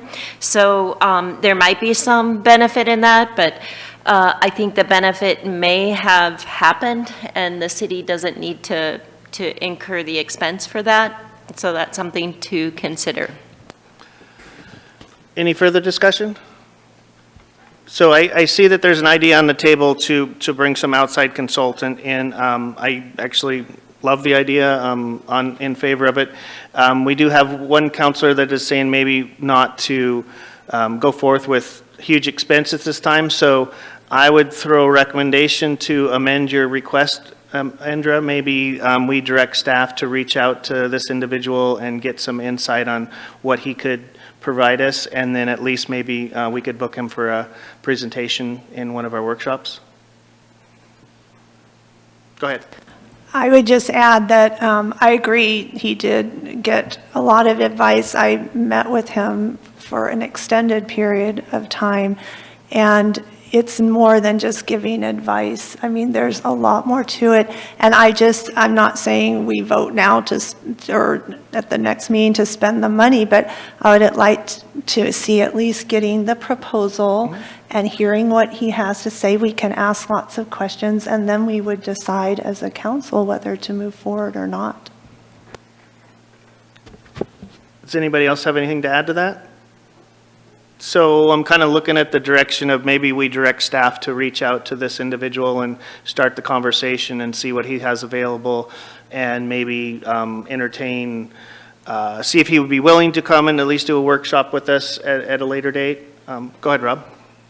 Well, I don't, it's probably a fairly young science, so to speak, but I have no idea if this individual is the only person out there that is qualified to help us or give us advice. Could an RFP be appropriate here? There may be someone else who, again, is good. Again, it's kind of a young industry, but while this person could be really good, there may be others. So I'm not sure exactly how we would have chosen this particular person that some of us have met and some of us haven't, but I kind of would leave that up to staff. Do we need to have an RFP on this and see what we come back with? Kathleen? I just want to say that I'd be in favor of only this person for right now, since we have had personal experience with his knowledge base, and he does have considerable experience across the nation working with the federal government, and he's a very good source. Did you have a question or want to weigh in on that, Aaron? Well, at this point, I am on a different page than some of the council members. I don't know anything about this individual, the services they're provided, and actually, ultimately, your call to action at the end. What do you desire to achieve at the end of this? If I can get additional clarity on that, I can figure out more a process to achieve your goal. At this point, I don't know what the goal is. Victoria? I think it would be great if you can reach out to him to say, what can you provide us in services, and then you could come back to us and let us know. I think you'd be happy with it. I think he's one of the nation's foremost leader on the subject. Absolutely outstanding person to bring in. Indra? The ultimate goal is it's best practices for setting up a community for homeless in cities, helping cities navigate that. So, Aaron, do you have some direction here? Can you pull some direction out of this, or do we need to discuss? I think at this point, if council's okay with this, I'll reach out. I'll talk with Indra and I'll get some contact information. I'll reach out to this individual, try to acquire what services he's looking at providing, and get back to you and the council president, or maybe a memo after I figure out what this is about. And then from that point, we can actually have some further discussion, and if it's some avenue that we want to entertain, then we can go the route of actually putting an RFP out to solicit others. That could be one way, yeah. Mm-hmm. Okay. Anybody have anything else to add or subtract from that? Okay. You have clear direction? Yes. Thank you. Anything else? Still in agenda setting discussion? And all right. If nothing else, then we will adjourn this at 3:04, and everybody go along their merry way.